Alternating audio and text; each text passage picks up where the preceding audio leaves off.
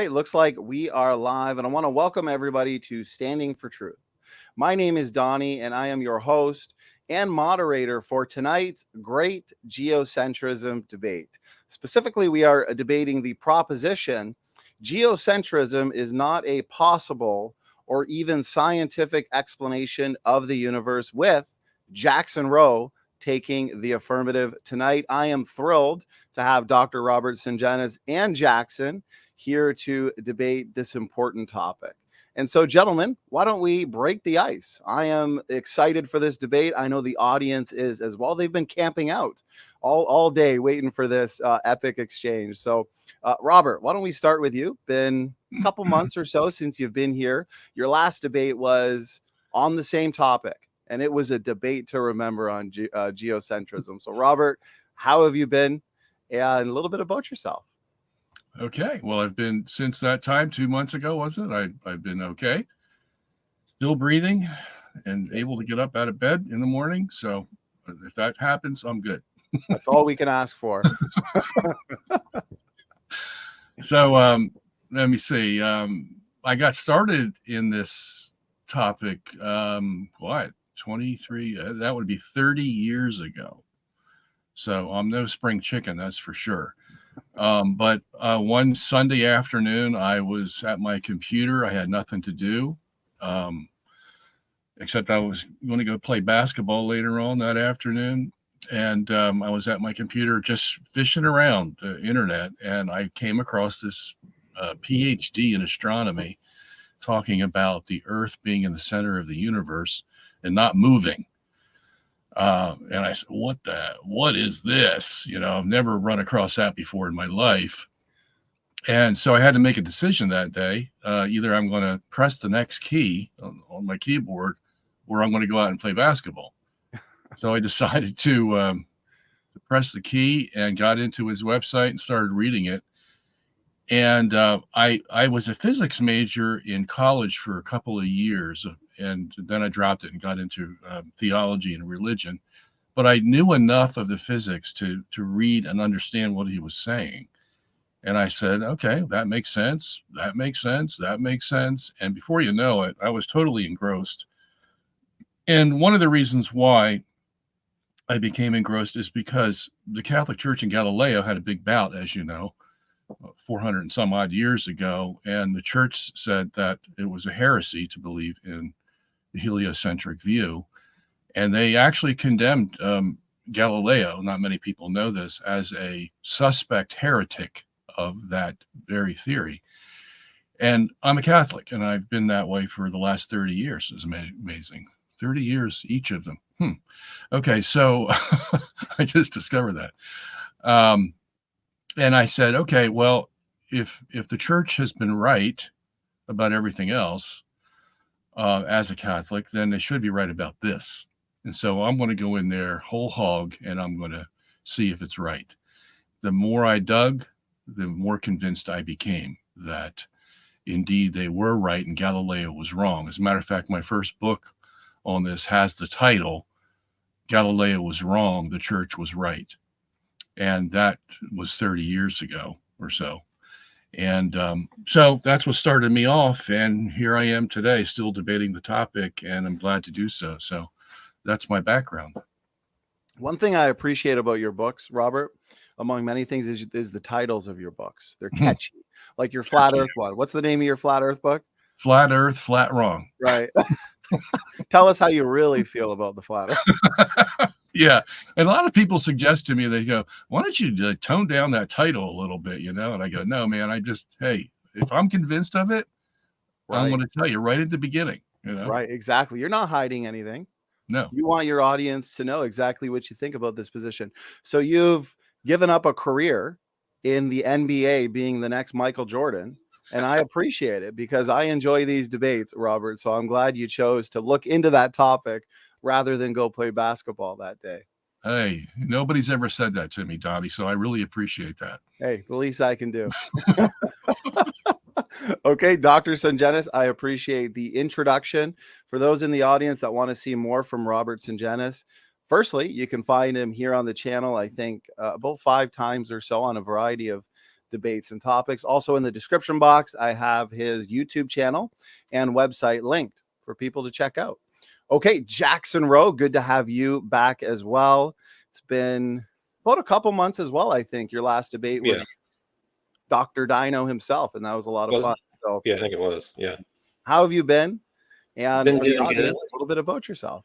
Yeah, I've just been doing some science-related stuff like I do here and there, and biology stuff like that. But I've been preparing for this quite a bit. It's been taking up all my research time, basically. Probably watched The Principle, Robert Sungenis' movie on this subject probably 3 times at least, just going over it, and a bunch of his other stuff to prepare. So hopefully I'm prepared for it. We'll see how it pans out, but I've been excited for this debate. So, I mean, that's really it. I'm excited.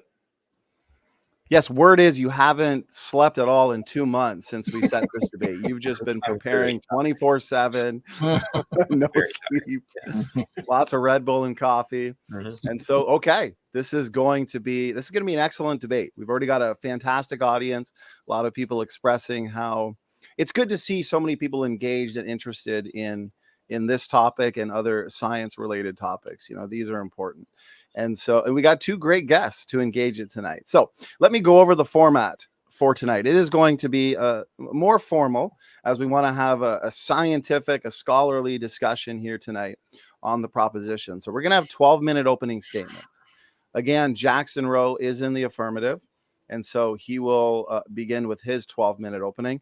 What I can do, gentlemen, is give you a 1-minute warning at the 11-minute mark, and that way you'll know to start winding things down.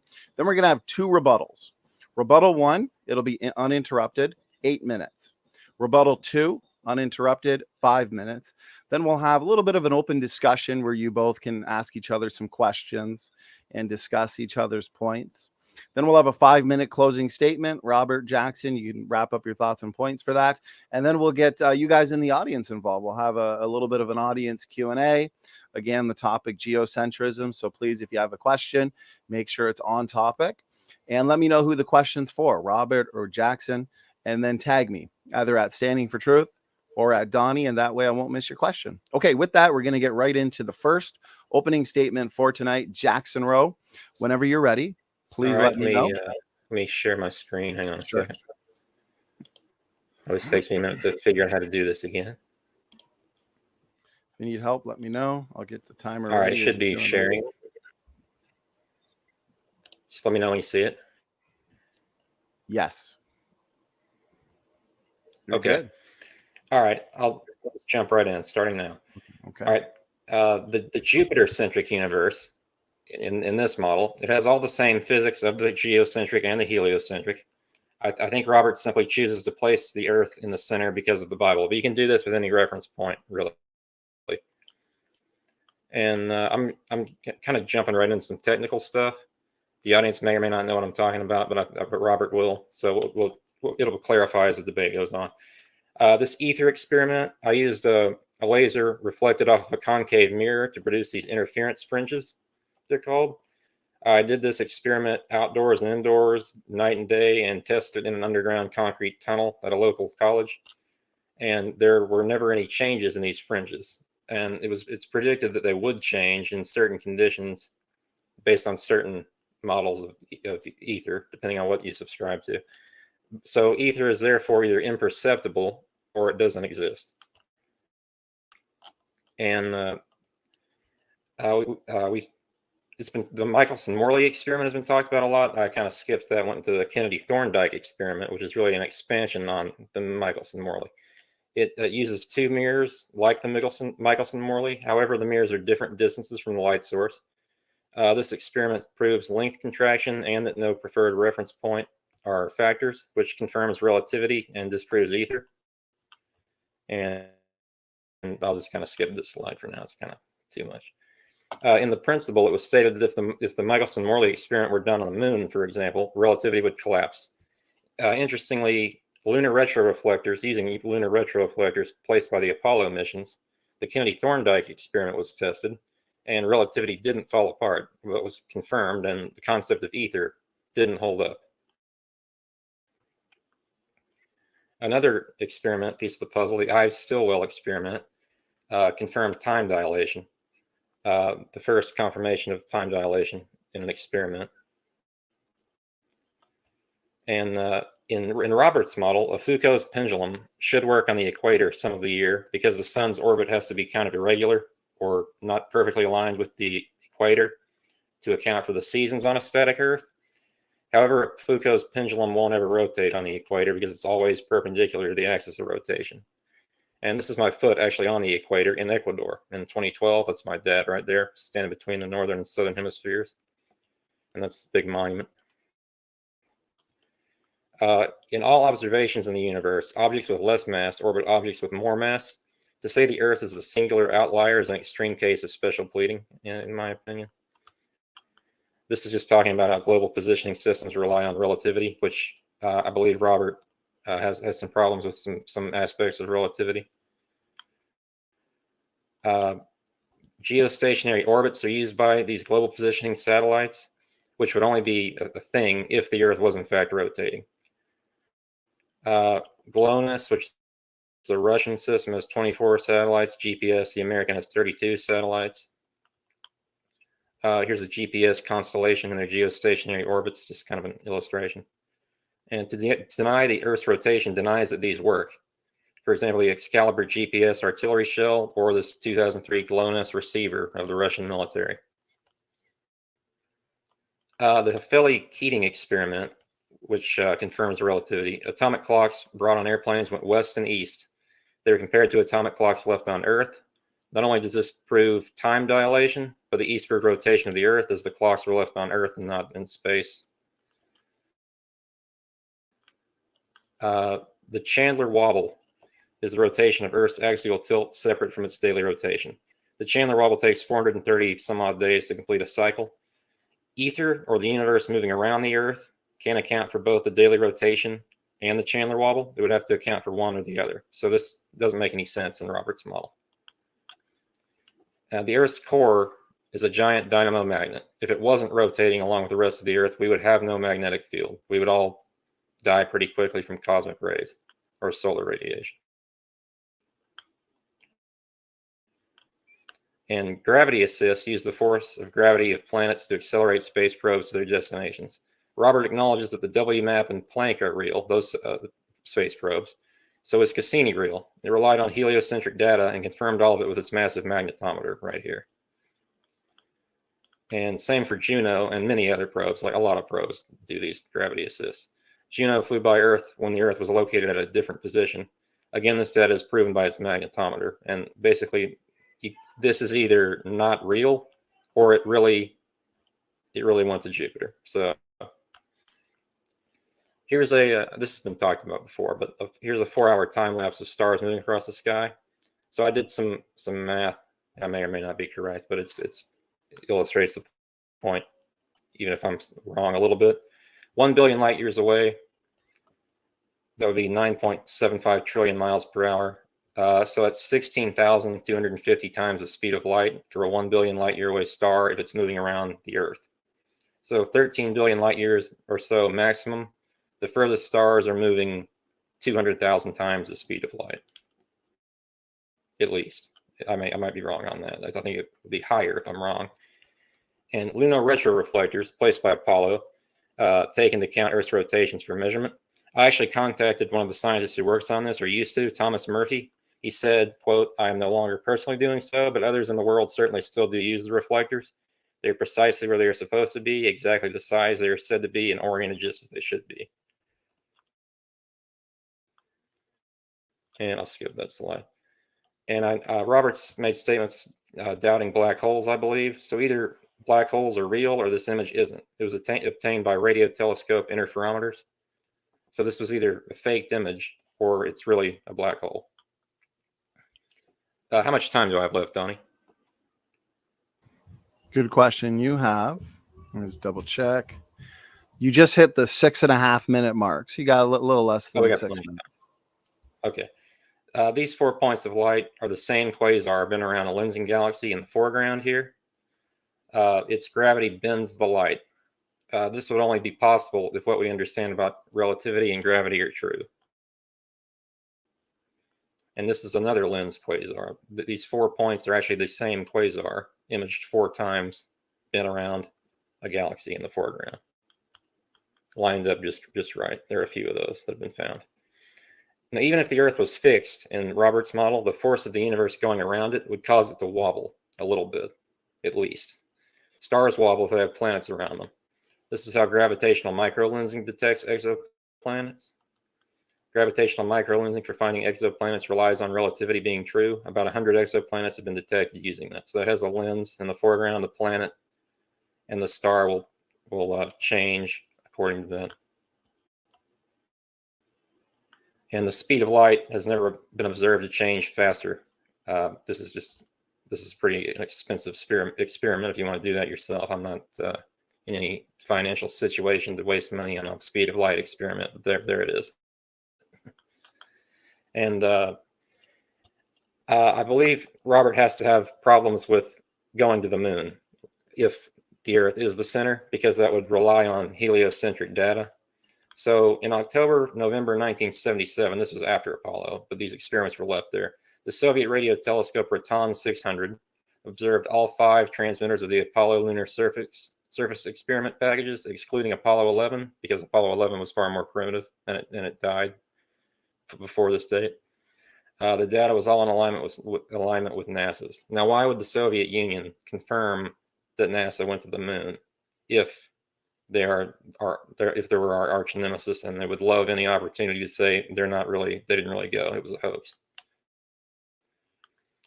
And in the video Einstein, Closet Geocentrist, one of Robert's videos or movies, he claimed that light travels faster through a medium, ether, but observations show that light will always flow through a medium, such as water or a prism. Why would this other medium somehow increase the speed of light? And I got some other stuff for some discussion, but that's, let's see, hang on a second.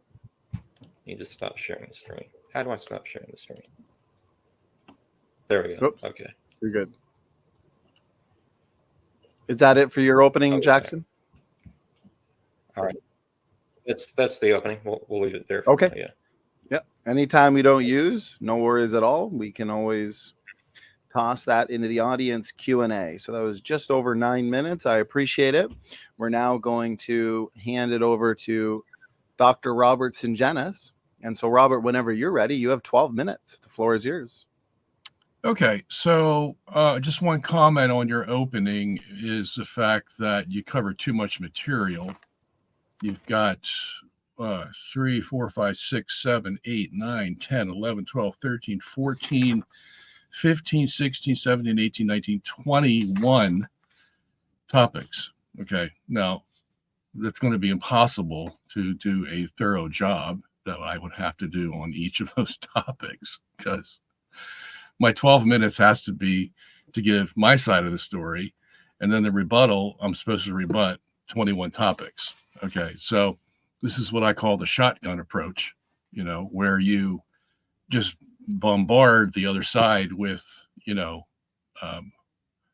dozens, almost literally 24 topics. Okay, what I would have suggested if I had a time to talk to you before is pick your top 5. Pick your top 5 where you think that, geocentrism is not scientific or even viable or possible. And I could address those. Okay. So if I don't address any of these in the rebuttal, it's not because I can't answer them. It's because there's too much material here. Okay. So, I mean, if we had a 10-hour debate, I could do so, but not with this debate. So I just want to mention that up front. I've been in many, many debates, so I know the good and bad ways to approach them and to present them, and that's why I had to mention this.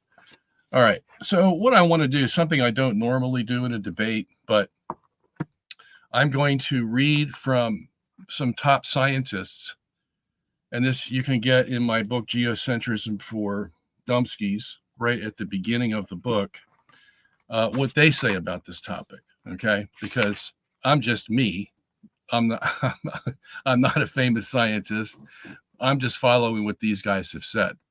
That's how I started this whole thing, is what do the top scientists admit? Even if they don't prefer a geocentric universe, do they admit that it's scientific and viable? Yes, all of them do. Okay, so I haven't met one that doesn't. I really can say that honestly. Okay. So like, for example, the first one here is from Albert Einstein. He says, to the question whether or not the motion of Earth in space can be made perceptible in terrestrial experiments, we have already remarked that all attempts of this nature led to a negative result. In other words, they have tested whether the Earth moves or not, and they can't tell you scientifically that the Earth moves by proof. Okay, that's coming from Albert Einstein. Lincoln Barnett, who is a historian, scientific historian, whose book was, the foreword of the book was written by Albert Einstein himself. He says in there, we can't feel our motion through space, nor has any physical experiment ever proved that the Earth actually is in motion. Okay, and these are all documented. You can find the sources for them, read them yourself. Here's another one from Stephen Hawking. So which is real, the Ptolemaic or Copernican system? Now, we wouldn't use Ptolemaic, we'd probably use the Tychonic. But the point is being made that we can't tell which one is real. Although it is not uncommon for people to say that Copernicus proved Ptolemy wrong, that is not true. One can use either picture as a model of the universe, for our observations of the heavens can be explained by assuming either the Earth or the sun to be at rest. Okay, that's from his recent book before he died in 2010. What's it called? The Grand Design, I think that book is called. Here's another from Fred Hoyle, famous astronomer in the 40s and 50s. He said, we can take either the Earth or the sun, or any other point for that matter, as the center of the solar system. This is certainly so for the purely kinematic problem of describing the planetary motions. It is also possible to take any point as the center, even in dynamics, although recognition of this freedom of choice had to await the present century. Okay. Now, my opponent had referred to this in his first slide about Jupiter being the center, and that's certainly true. Okay, but what that does, it puts a hole right in the stance of science for the last 400 years, because from Newton, Galileo, Copernicus, Kepler, everybody, they said it wasn't possible to have the Earth in the center. But Albert Einstein came along, and before him, Ernst Mach, and they said, no, can't have that anymore. Although we can't tell you which one's in the center, okay, both Mach admitted that and Einstein admitted that, we can't say anymore that the Earth can't be in the center and not moving, okay? That whole science thing from Newton has drastically changed by the time we get to the late 1800s and into the 1900s, okay? So now the next question would be, well, if it's possible for the Earth to be in the center and not moving, how would we go about proving that, or at least giving evidence for it? Because proving something in science is very hard to do. How can we give evidence for that? Okay. And so let me see if I should read any more of these. Oh, I think there is one here that really stands out because it comes from Isaac Newton himself. Okay. Now, Isaac Newton thought that he proved that the Earth was revolving around the sun. Why is that the case? Well, because he confined his system to the solar system. And if you just deal with the solar system, the sun and the planets, the Earth will have to go around the sun. Why is that? Because the sun is bigger, has more mass, and therefore it has more gravity. And in order for the Earth or any planet not to be pulled into the sun by its gravity, it's going to have to revolve around the sun and go fast enough so that it doesn't get sucked into the sun, and slow enough so that it doesn't go out into space. It has to go around in an orbit. Okay. And you can make calculations with with Newton's F equals ma, And you can tell how fast that planet has to go depending on how far away it is from the sun. It's very easy to get those equations to work. The question is that the reality? Okay. You can put math to anything and make it look like it's viable and it's scientific and it's very persuasive. But what we know is 2 + 2 = 4, but so does 3 + 1. You both get to 4. The question is, who has the right addends? Are there 3 apples and 1 orange, or 2 apples and 2 oranges that make the system work? Okay, and everybody can understand that. But here's what Newton says. He says, in order for the Earth to be at rest in the center of the system of the sun, planets, and comets, there is required both universal gravity and another force in addition that acts on all bodies equally according to the quantity of matter in each of them and is equal and opposite to the accelerative gravity with which the Earth tends to the sun. Since this force is equal and opposite to the gravity toward the sun, the Earth can truly remain in equilibrium between these two forces and be at rest. And thus the celestial bodies can move around the Earth at rest, as in the Tychonic system. That comes from Isaac Newton himself. So as much as he thought he proved that the Earth went around the sun, he realized that, hey, you know what? I don't know all that's out there. And if there are sufficient forces outside our solar system, yeah, it's very possible that the Earth could be in the center and everything's revolving around it. Now, that answer to Isaac Newton's question didn't come until about 200 years later. He published his Principia Mathematica in 1687, and it wasn't until 1887 when Ernst Mach came 200 years later and said, Newton, sorry, bud, you can't assume that there are no forces out there that are going to affect our solar system. And if that's the case, then we can put the Earth in the center and have everything revolve around it, as long as we have sufficient forces. Then Einstein came along with general relativity, and the very nature of relativity made him realize that either the Earth is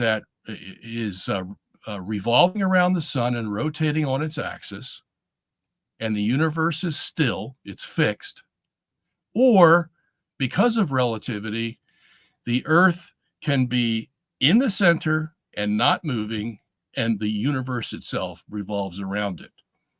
Now, that wasn't just a thought that he had.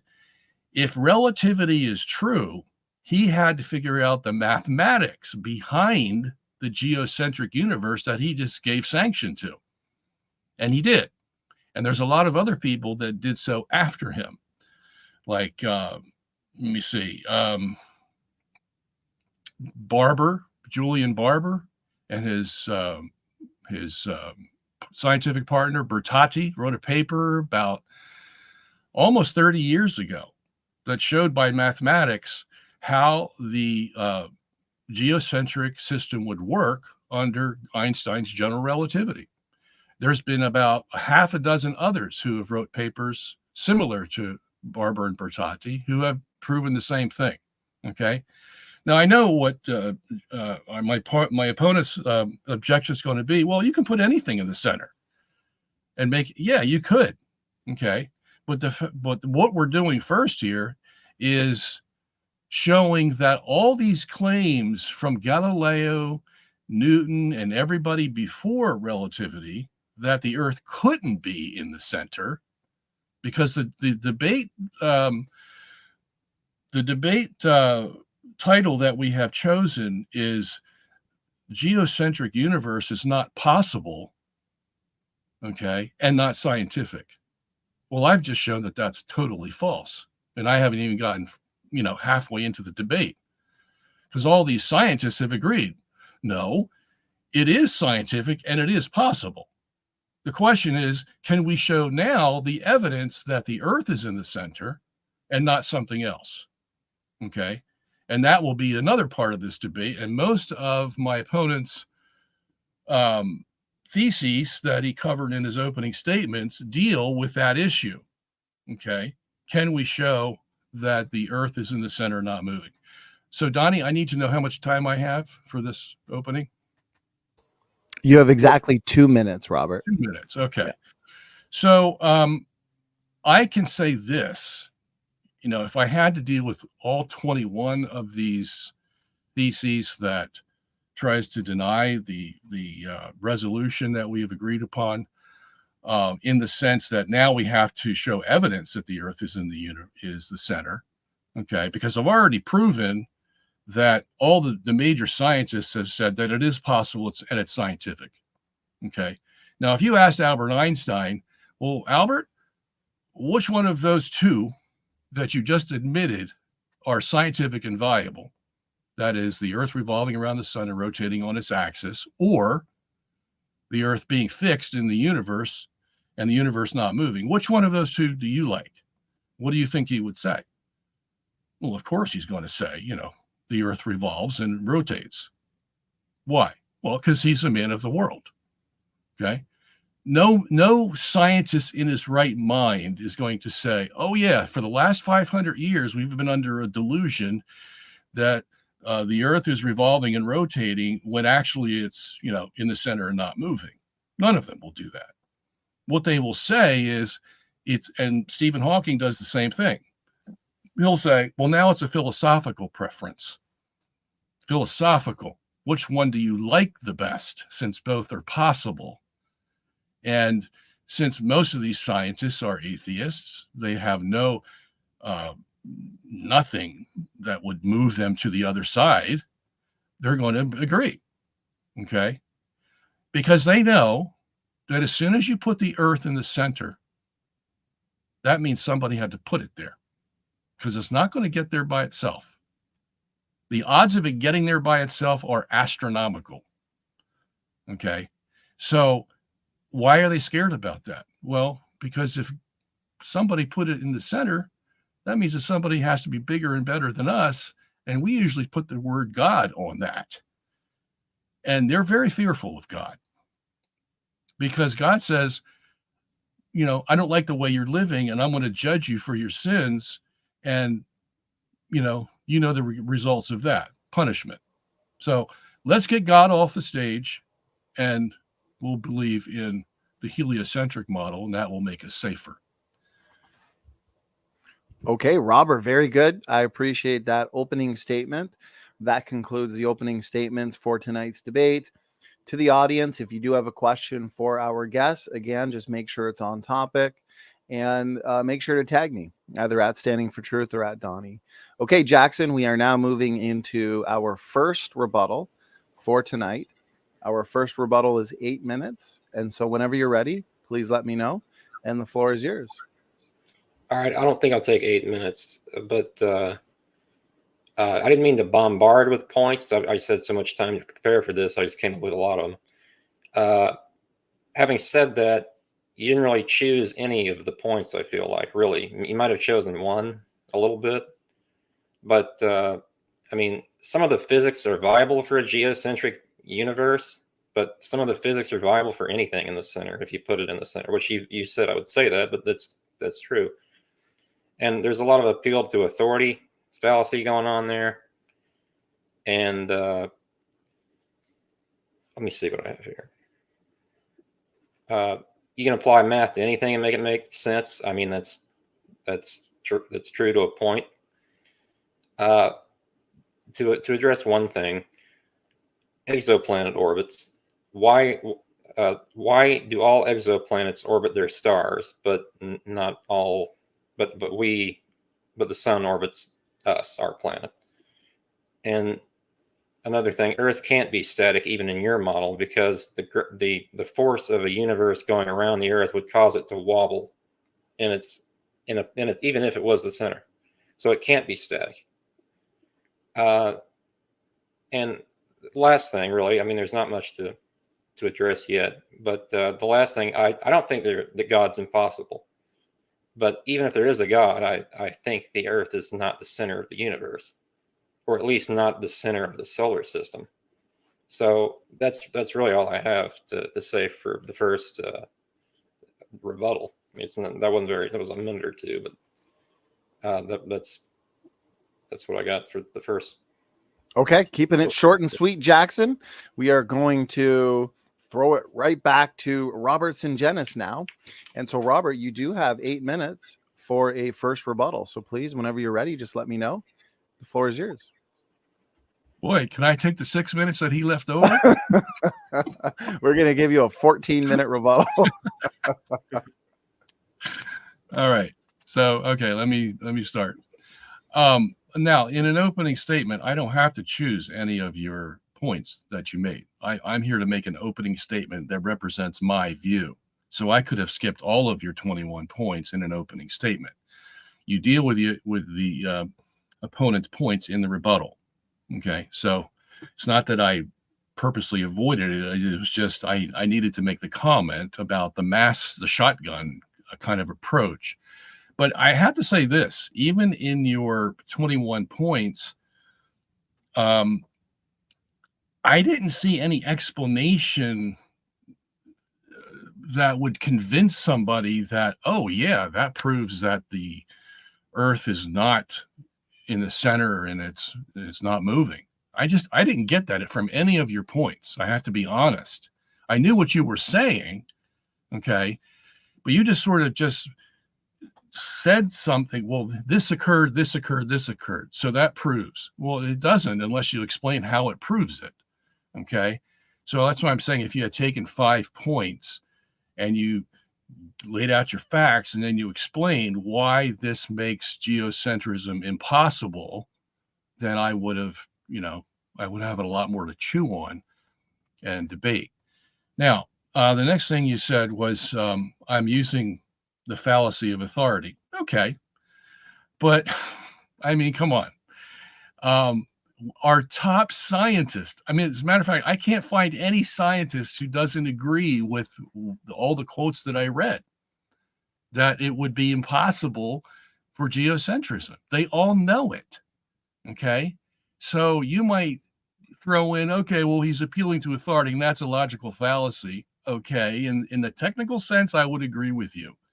Okay. But in the practical sense, I think even you would have to agree that if Albert Einstein, Stephen Hawking, Fred Hoyle, and I have about 30 other quotes here from different scientists throughout that are famous scientists. Even Newton himself admitted it.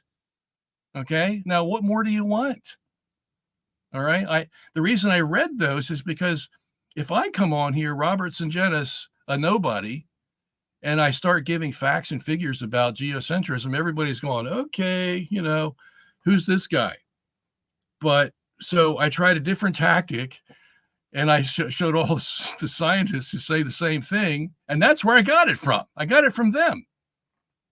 Okay. When Albert Einstein says, yes, geocentrism is possible, I just don't prefer it, I listen. Okay. When Fred Hoyle says it, when Newton says it, I listen. And that's where I'm coming from. Okay. It's not something I made up myself. As a matter of fact, I don't go the distance that other people do. Like they believe in the flat earth and they believe in aliens on, different planets and all this stuff. Not me. Okay. This is the only weird thing that I believe in. And that's because all these scientists are saying the same thing. They just don't want to have it. They don't want geocentrism because they know the implications. Now, you made a mention of that. You said, well, even if God exists, that doesn't mean the earth has to be in the center. Okay, I agree. Okay, but that's not what we're debating. We're debating that if the earth is in the center, why don't these scientists prefer to go in that direction? That's what my point was. Because if the earth is in the center, the only way it could be is because God put it there. Somebody put it there. Okay. Because that makes us special. The whole movie, you saw the principle. They don't want us to be special. Lawrence Krauss was out there crying, well, we don't want to be special. Well, I can understand why he doesn't want to be special. Okay. He wants to live here and go, and there's no more Lawrence Krauss because he doesn't have to be responsible to God. Yeah, I understand that. Okay. So, what else you said? Earth can't be steady because of the wobble. Says who? Not Einstein, not Hawking. Okay. Because the earth is a center of mass. So whether the Earth has a wobble or not, everything's going to be balanced out because the Earth is the center of mass. Okay, even a gyroscope can have a wobble. You run that gyroscope and then you touch it with your finger, it's going to start wobbling. But the center of mass never changes. Okay, it's going to wobble around the center of mass. And there are even more things I could say about why the Earth is in the center and doesn't move. And that deals with inertial forces, which if I have time, I'll get into later, but I'm not going to do it now. Right now, I just want to answer your objections. And you said, the other thing that you said was, why do exoplanets orbit their stars, and yet we're the only place in the universe where the star orbits the planet? Okay, good question. I think it's almost self-explanatory, because every one of those exoplanets is outside the center of the universe. If the center of the universe is where the center of mass is, that means it's not going to move. All those exoplanets, they're not anywhere near the center of the universe or the center of mass. So they're going to be local systems that are dependent on the local bodies that are in there, and whatever is in there dictates from physics what's going to go around what. Okay, you even see binary stars going around each other. Okay, so all those local systems out there are going to be totally different than the system that's at the center of the universe, where the center of mass is. Now, to understand this even better, you can take the Earth out of the system. Let's pretend there is no Earth, but you have a universe, it's a sphere, and it's rotating. Does that rotating universe have a center of mass? Yes, it does. Is anything there? No. It's just a theoretical point called the center of mass around which that universe revolves. Okay? Everybody, Physics 101, everybody will understand that. And that center of mass will not move. Okay? Now, let's take this little Earth that's a pea compared to the size of the universe and put it in that center of mass so that it occupies the same space as the center of mass does. Okay? Can that universe still go around that little pea? Certainly can, because it occupies the center of mass. Will all the other local systems in the universe, the stars, binary stars, or exoplanets, whatever, will they be in that situation? No, because they're all outside the center of mass of the universe, that is. Okay, so that's easily explained. How much time do I have? You have 1 minute, Robert. 1 minute. Okay. So let me see if there's any issue in your points, your 21 points, that I could explain in 1 minute. Oh, well, this has nothing to do with it, but I do believe in black holes. Okay. But black holes aren't going to change anything. If black holes exist in the heliocentric system, they can exist in the geocentric system. Okay. So that's no problem. As far as speed of light, probably is an issue we should cover, because if you read Einstein's general relativity, now you said you read material and you've been working on it. Apparently you haven't come across the statement Einstein made that the speed of light is not constant in general relativity.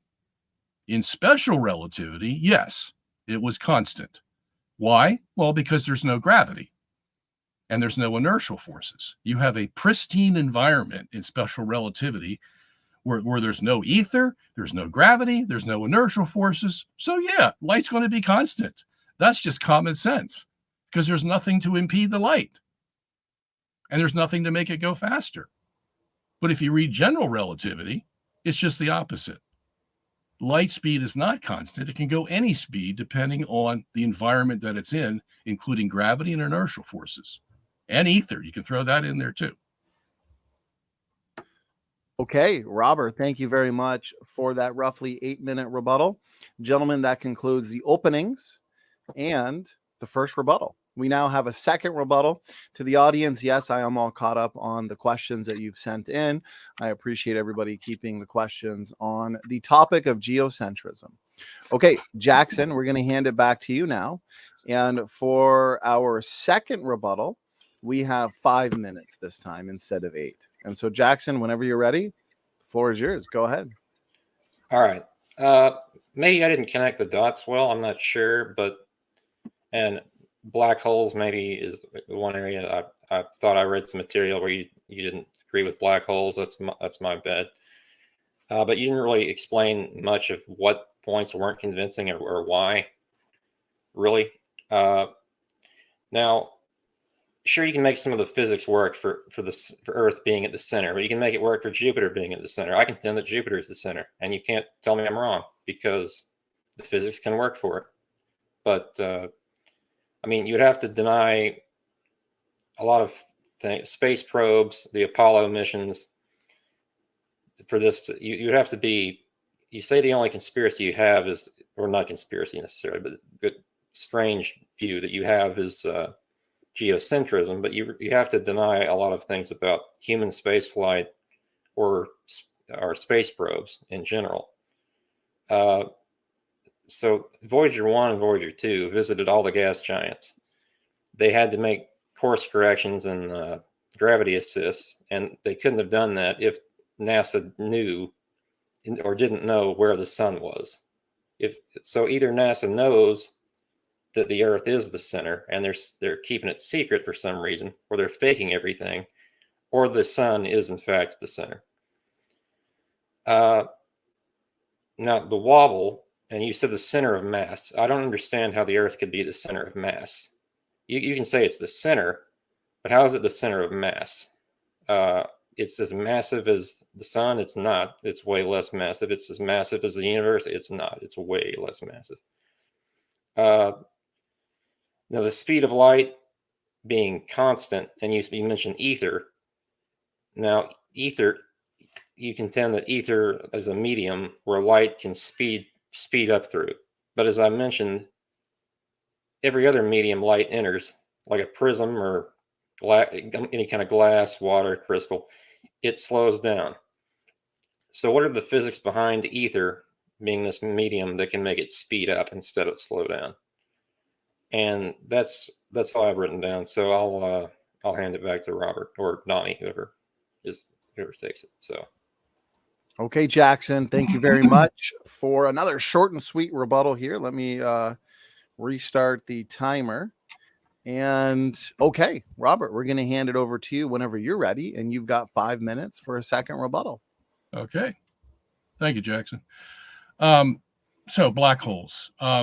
When we first started this thing in geocentrism, and it's been, 20 to 30 years or so, we question the existence of black holes, okay?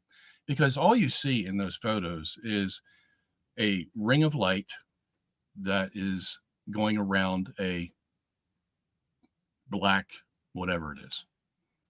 Okay. Now, the question is that a black hole? In other words, we see the black, we see the light around it, but is it the black hole that's required by general relativity? Because general relativity, and Hawking said this himself, the mathematical result of general relativity is that we're going to have black holes. Okay. And so they've been trying to prove general relativity by saying that those rings of light that we see out there with the dark in the middle, that's a black hole. Okay. Now, we question whether that was true or not, because you may name it a black hole and you may have all your theories about black hole from the mathematics, but is that a black hole that we're looking at? Okay. That's the reason we had questioned it. Regardless, it doesn't make any difference. Those black holes, or whatever those things are with the rings of light around the black center, they can have in the heliocentric system or the geo. It doesn't make any difference whatsoever. Okay, so we don't go there anymore. Now, you were talking about ether. Let me start from the bottom. I'll go up. The fact is that Einstein, in his general relativity, took the ether back the very ether that he rejected in special relativity in order to keep light constant, the speed of light constant, was the very ether he took back in general relativity when he said light is not constant. Okay? Now, granted, ether or any substance that's in space, whatever space is, and it's not nothing, it has to be a something, because nothing doesn't exist. It has to be something, and it's going to affect the speed of light. Okay? Ether, schmether, whatever you want to call it, doesn't make any difference. Okay? And that's why it's 186,000 miles a second when we measure it on Earth. The question is, what happens to that space when you get out into the universe that's spinning around very fast? Well, Einstein himself said you have the inertial forces from a rotating universe, the centrifugal, the Coriolis, and the Euler forces are going to affect the space and make it such that the speed of light is going to increase because of the nature of that space. That's what his equations say. That's what Barber and Bertotti found out. That's what all the guys that use Einstein's general relativity found out, that the light is going to exceed c, and it may go 3c, 4c, 5c, 6c. And why is that a big puzzle for big bangers, for example? Because they believe that the universe is expanding at 4c, 4 times the speed of light. Okay? Well, how is that possible? Okay? Well, if light speed is the maximum, how can we be going faster than the speed of light? They even say that for inflation at the beginning, that the universe didn't explode at 186,000 miles a second because that would be too slow. And so what they do is they add inflation in there. And how can they add inflation? Because general relativity allows them to do it. Why? Because general relativity says things can go faster than the speed of light. Okay? So at both ends of the spectrum, at the beginning and at the end, they have things moving out faster than the speed of light.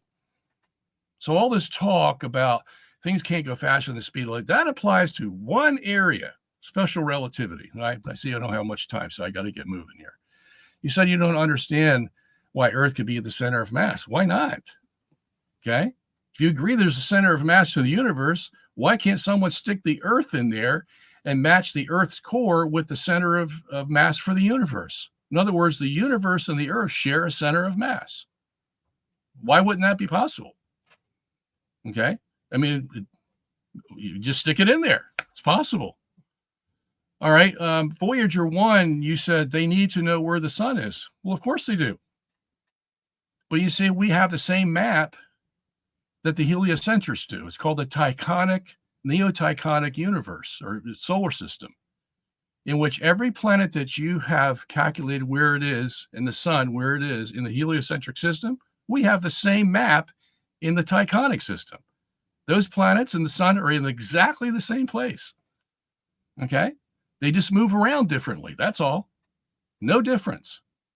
So yeah, you'd have to know where the sun is, and we would too in the geocentric system. So there's really no difference at all.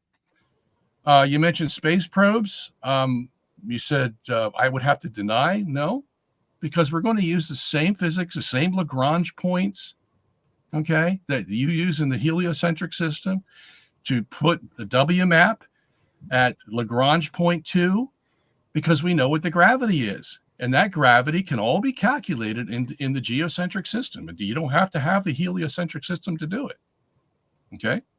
So there's a couple other points you had here, but I don't have any time. Okay, very good. Robert, I appreciate that rebuttal. Gentlemen, we're moving along smoothly.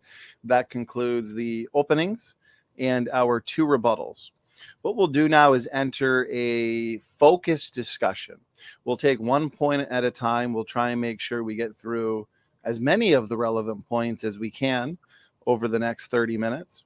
And so, Jackson, since you're in the affirmative and Dr. Sungenis just ended with his second rebuttal, why don't you pick one of what you believe is the most pertinent points for this topic, and we'll start there. We'll go back and forth on that. Go ahead, Jackson. All right. Let's talk about the lunar retroreflectors and the Kennedy Thorndike experiment, which It's just the Michelson-Morley experiment, which tried to disprove ether, but this one uses two different mirrors at different lengths instead of the same length, like the Michelson-Morley. So they used the lunar retroreflectors to do a Kennedy-Thorndike experiment. And not only does this prove relativity, but it kind of shatters ether as well. Now, I don't know if you accept that the lunar retroreflectors are actually there or not. Or Let's just say I do. Okay. Let's just talk about that for a minute then. Okay. So you're going to have big problems because the Michelson-Morley, Michelson-Gale, Kennedy-Thorndike, you name it. There's 12 different experiments. They are all very sensitive. Okay. Like the Michelson-Morley experiment, 1887, it could pick up vibrations from people walking on the sidewalk 100 yards away. Mm-hmm. Okay.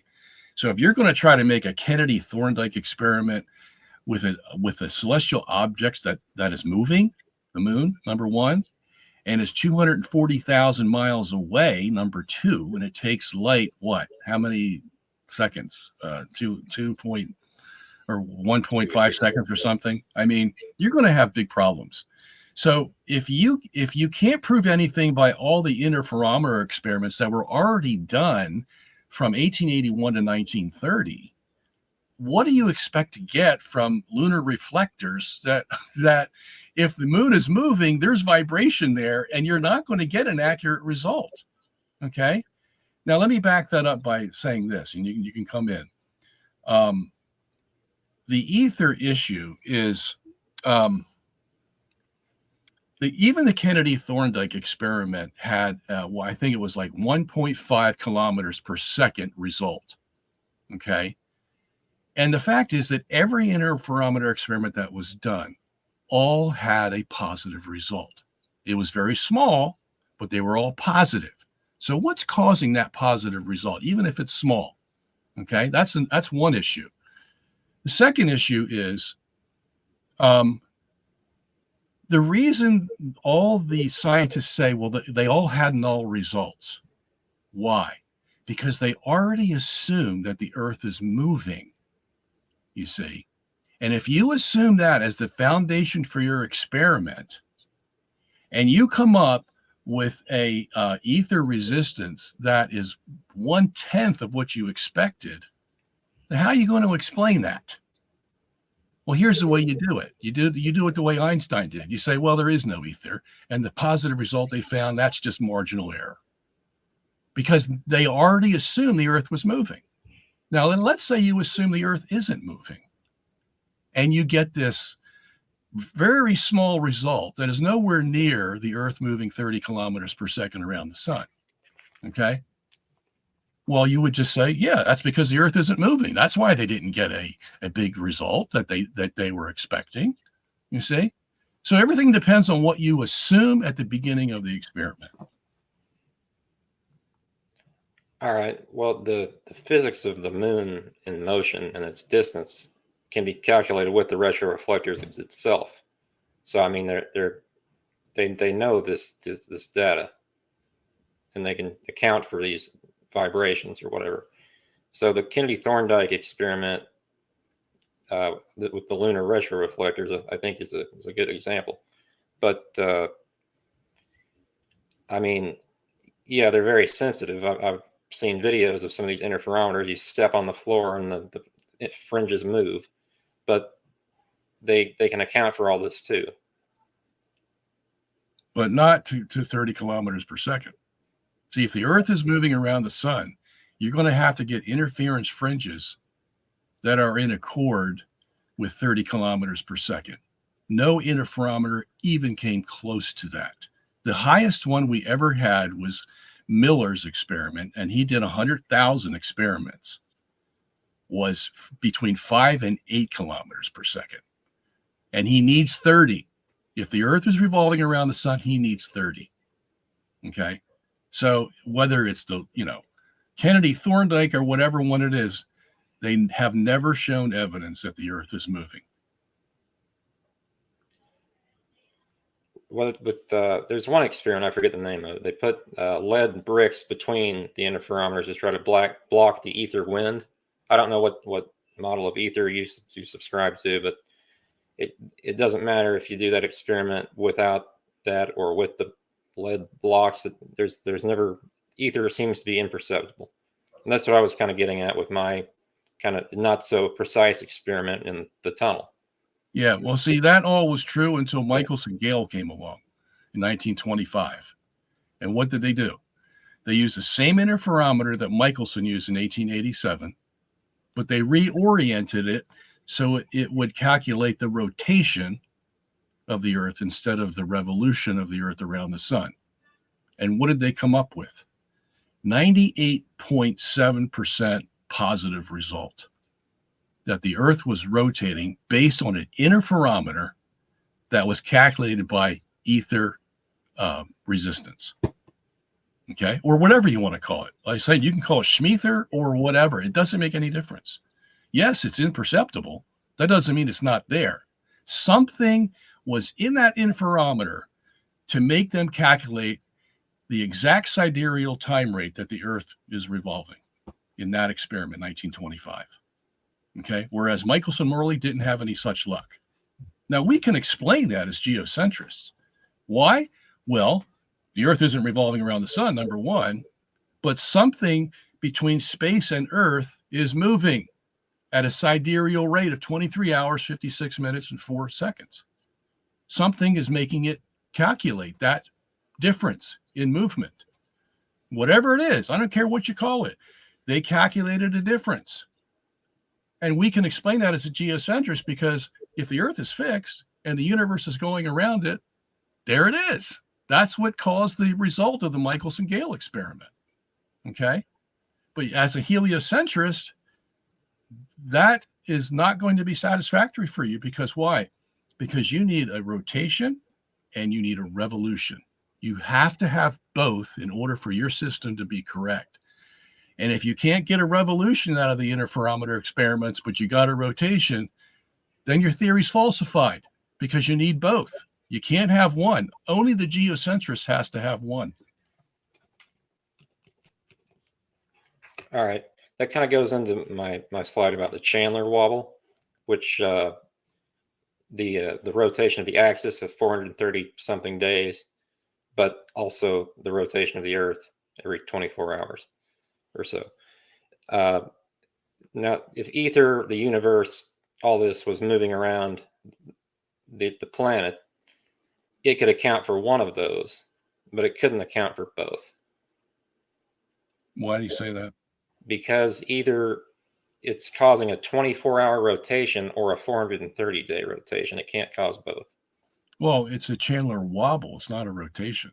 Well, it's a wobble, but it's rotating on the axis. Any wobble is going to precess to the point where it's going to go around in a circle. That's where the axis goes around in a circle. But that doesn't mean it's a rotation. It just means the axis is going around. That's all. All right. Now you mentioned Lagrange points. Now, I think in your model they wouldn't quite be the same because the sun has to be in a strange position in comparison to a geocentric or a heliocentric model. I've seen a couple different animations you've put out of the sun either being like below the southern hemisphere to account for seasons, or it kind of moves, like an S pattern around.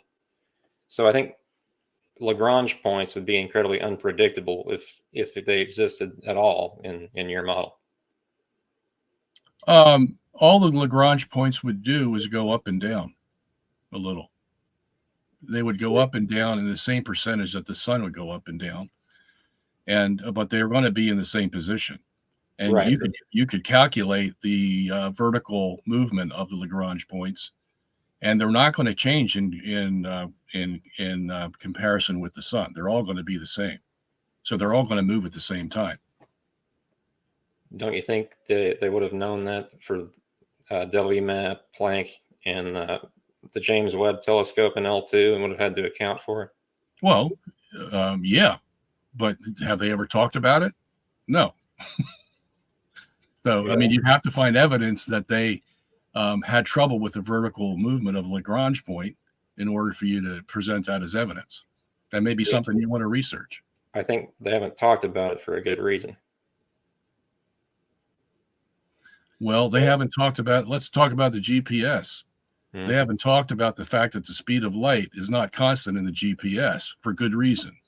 Right. Why? Well, because that will destroy special relativity. That's why.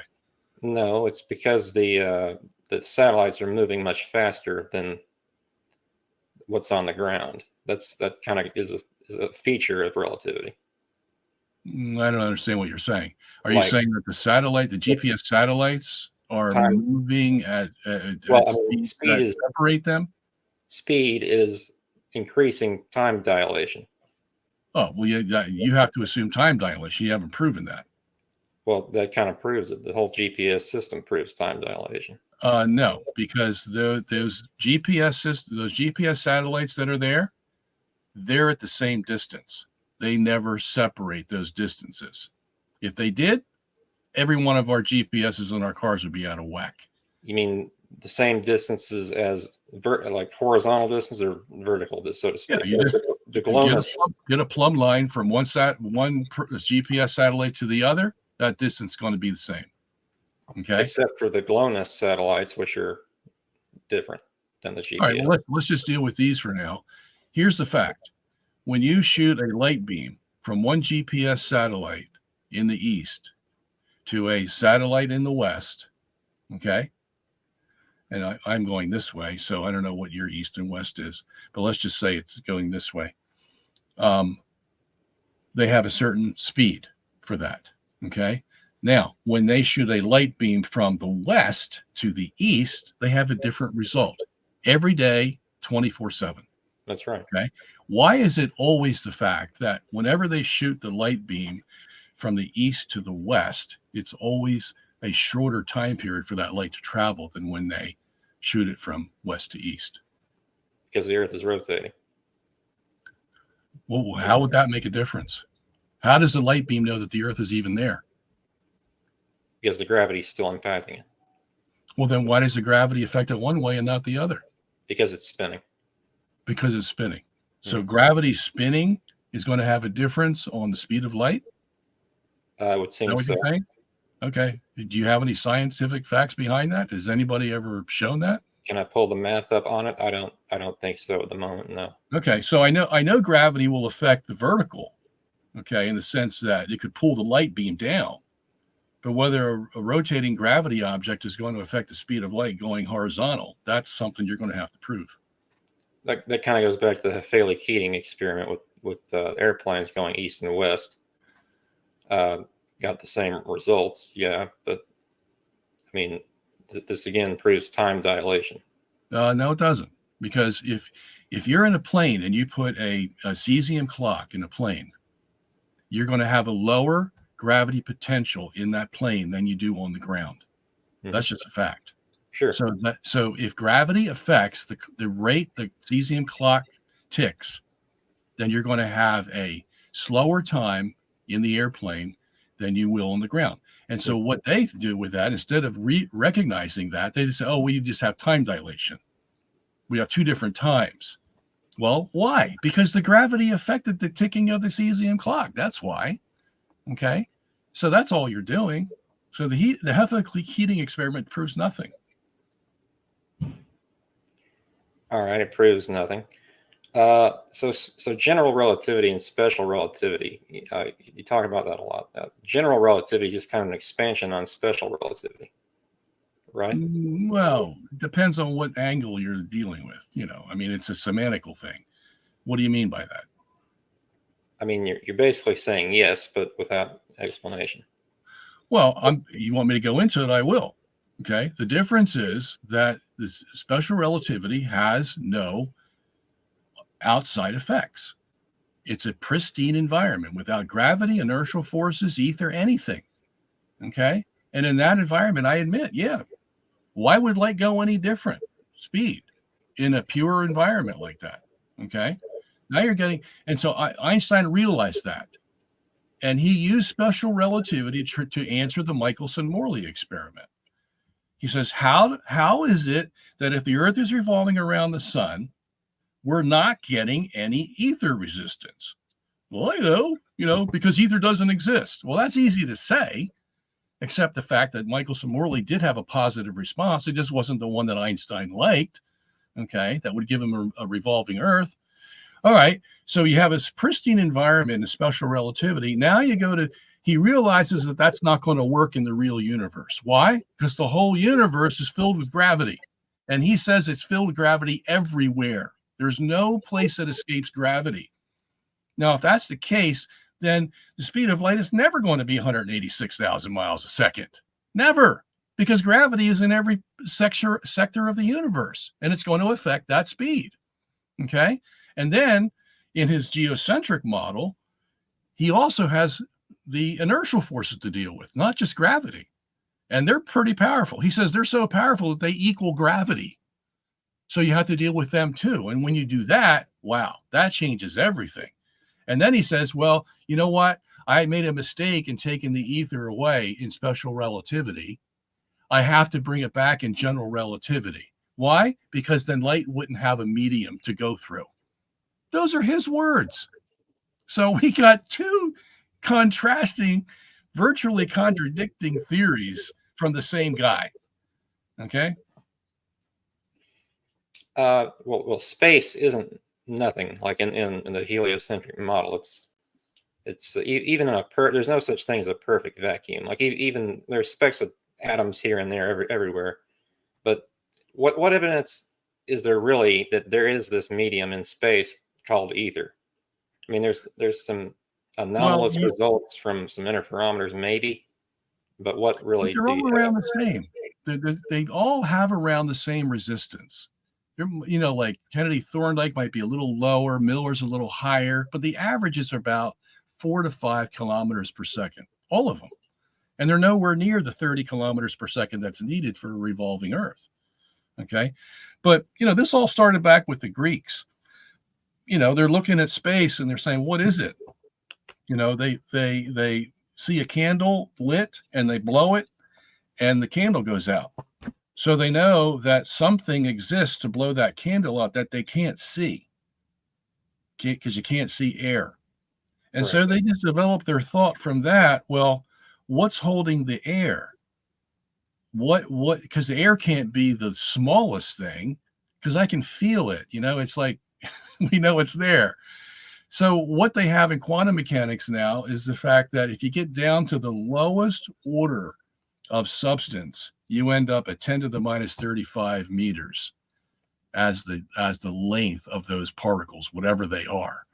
That's all we've gotten in science so far. We can't go any further. Okay. So it's either going to be that or something similar to that. But we do know this, that nothing doesn't exist. So you can't look out into space and say, oh, there's nothing there. No, there is something there, because if it was nothing, then all those celestial bodies would coalesce with the Earth and we'd be one big ball. Okay. There's got to be something between the Earth and the moon or the Earth and the sun. And we say, okay, that's filled with this quantum mechanical ether, whatever you want to call it. It has to be something. That's all we know. I mean, angular momentum and the orbits keep them from falling into each other. It's not ether. And that goes back to. I didn't say it was ether. I didn't say it was ether. Yeah, I believe in angular momentum. Okay. As a matter of fact, that's where the inertial forces come from the angular momentum of the universe. All right. So is ether a particle or what is it? We think, it's the smallest particle possible before it's no longer a particle, no longer matter. Okay. So why has CERN or some other particle accelerator experiment not detected any hint of such a particle that is so fundamental to the universe? Because they don't have enough energy to break the proton apart. That's why. They can get quarks and gluons, and they can see those. And they can theorize that, but they've gone no further than the gluon or the quark or anything else. Okay. The question is there anything beyond the quark? They just don't have the power. That's why they want to make a bigger one, to try to accelerate it even more. But so far, there is no evidence from a particle accelerator of anything like. No, but you theorize what it is. You take the mass, the energy, everything, you put it in an equation. That's what Max Planck did. He was the first one to do that. And that was in 1927. And they all knew that there had to be something out there. And then it developed into quantum mechanics, and you got Schrodinger's equation that tells you basically what the size of the particle is. And it has to be 10 to the minus 35 meters. Okay. But I admit it's all theory. It's all mathematics. But if there is something smaller than quarks and gluons, and there may be, that doesn't make it ether. That doesn't mean it's a fundamental. I mean, it's probably fundamental in some way, but does that mean it's everywhere in the universe? Because I feel like if you're splitting apart these subatomic particles to see ether, then the subatomic particles have to be, or the atoms have to be everywhere in the vacuum of space for this to make any sense, does it not? Oh, sure. Yeah, they're going to have to occupy, in other words, the ether, whatever we're going to call it or envision it to be, is space. Okay. And so the next question is, well, how would we move through it? Well, quantum mechanics has a way to explain that. It's called wave mechanics. That's how you move through it. Okay. But to answer your question, yeah, it'd have to occupy every space, but space would be ether then. But then there would be no vacuum, because we're saying these particles, these ether particles, are inside subatomic particles, which are inside atoms. So how is there a vacuum? There is no vacuum. Vacuum is just a name we put on something that's more discrete than what we experience on Earth. All right, so there's no vacuum in space. If you open up a can of peas, yeah, there will be what you think as a vacuum, okay, but that's just a name that you're applying to this effect that you see, that whatever is out there is much more condensed and discrete than the air we have on Earth. So what I'm saying is, for ether to exist, there have to be atoms everywhere in the vacuum of space for ether to occupy these ether particles. No, not necessarily. I mean, well, you said we can't detect. We have to split apart the protons and the gluons to see the ether particles. So, well, just because the ether is in the proton doesn't mean the ether has to be in the proton. It can exist independently of the proton. Okay, that's why when we look out in space, we find that it's about 90% hydrogen, but the hydrogen is spaced out. You might find one atom of hydrogen, and 10 miles later you might find another. Okay, so yeah. But hydrogen atoms can exist on their own, and you're saying that the ether particles are pretty much fundamental to atoms in a sense. That's right. Ether would permeate everything. Right, but you're saying, okay. Now, the question you would have to answer, though, is why Michelson-Morley or any interferometer experiment that's supposed to be measuring the revolution around the sun of the Earth is not getting what it needs.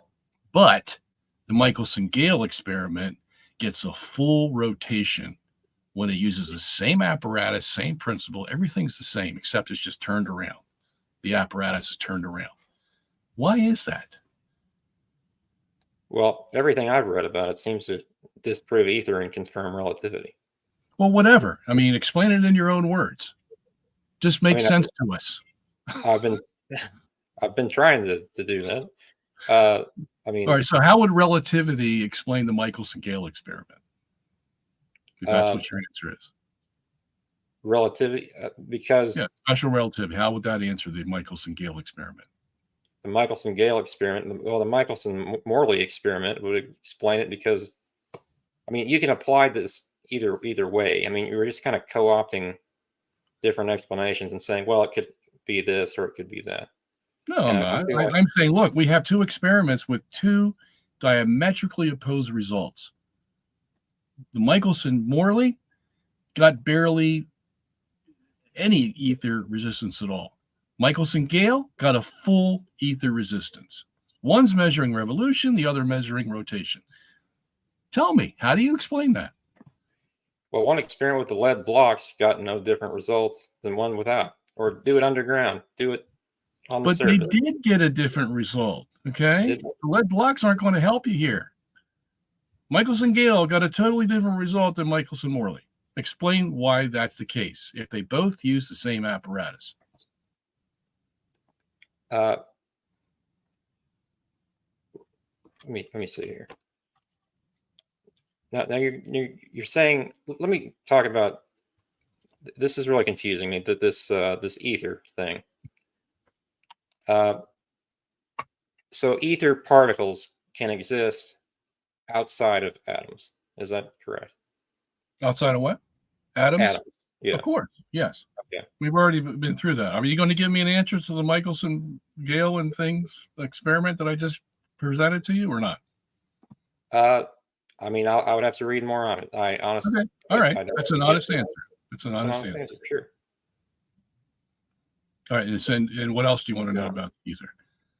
I just don't understand the free ranging subatomic particle that's smaller than a gluon permeating densely through all of space. I don't understand that. Well, best I can tell you is, I think I already said it, but I'll say it again, which is space can't be nothing, because nothing doesn't exist. It has to be something. The question is, how do we describe that something? Now, if that something is not the smallest particle, that means it's possible to have another particle that is the smallest. So what they do, they forget all that. You just said, let's go to the smallest possible particle that can exist without itself becoming energy or something else. It has to be matter. Okay? What is that? This is as far as we've come in quantum mechanics, called the Planck particle. That's as far as we come. Now, in 100 years from now, we may come further. Who knows? But the basic thing is, space cannot be nothing. Well, nothing is a weird term, I think. But yeah, I agree with you there. It is weird. Yeah. Let me see. What do you think about exoplanets with gravitational microlensing? Like this relies on relativity working for That's okay. I mean, there could be possible that light's bent and you're going to get the bending's going to create an illusion of another star there, possibly. I have no argument against that, but that has nothing to do with geocentricity versus heliocentricity. Right. It's kind of the physics you're presenting for the whole model. Well, I'm just using what Einstein gave us. This is the guy that said, I'm going to take back the ether and I'm going to have light travel through it. And if it does, it can increase or decrease in its speed. That's what he said. So that's our current science. All right. Now, do you accept that the Apollo missions were real? We actually went to the moon? I mean, I don't know. That's still on the shelf for me. Okay. So if we did, which I believe we did, we would have to know where these things are in the universe. Like NASA either knows the sun is in the center or the Earth is in the center. No, How would they not know? How would they not know that? How would they not know that? Because of relativity. You're the one who presented that first, right? All right. With your example of Jupiter. Okay. The math works for both of them. So they don't know where the sun is. It's all relative.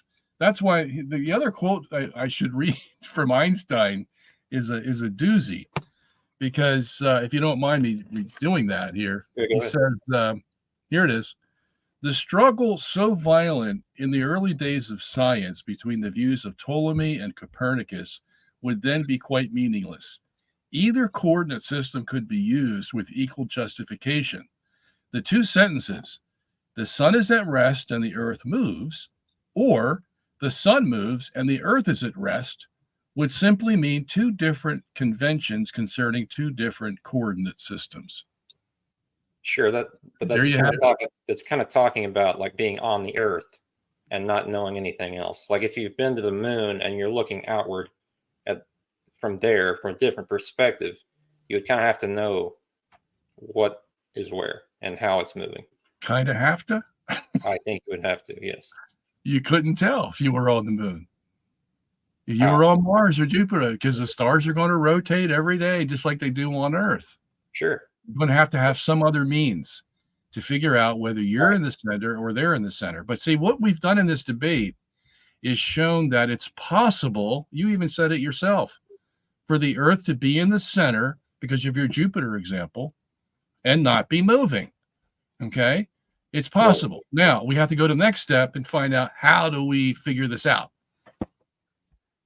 Well, yeah, exactly. But the not be moving part, even if the Earth was in the center, it would be moving. Even exoplanets make the star wobble. That's how again, back to gravitational microlensing. It's looking at the stars wobble when these little planets are going around it. So even if the universe is going around the Earth is going to be moving, regardless of either. Not necessarily. If there are other forces that keep the Earth in place, that's not going to be true. What would those forces be? The centrifugal, Coriolis, and Euler forces, the inertial forces created by the rotating universe. And it would have to be completely even on all sides, basically, for that to work. Pretty much, yeah. Pretty much, yeah. So the sun is over here. Some of the universe is over here. The sun's moving here. The universe is going around. So how is that possible with the sun's mass being on one side of the Earth at one point and another side at another point? And I'm not following the physics here. Well, let's look at the tides. Mm-hmm. You understand the tides, right? We have 2 tides per day, right? Okay, so the water rises and then goes beneath, about 2 feet or so. So it's pretty significant.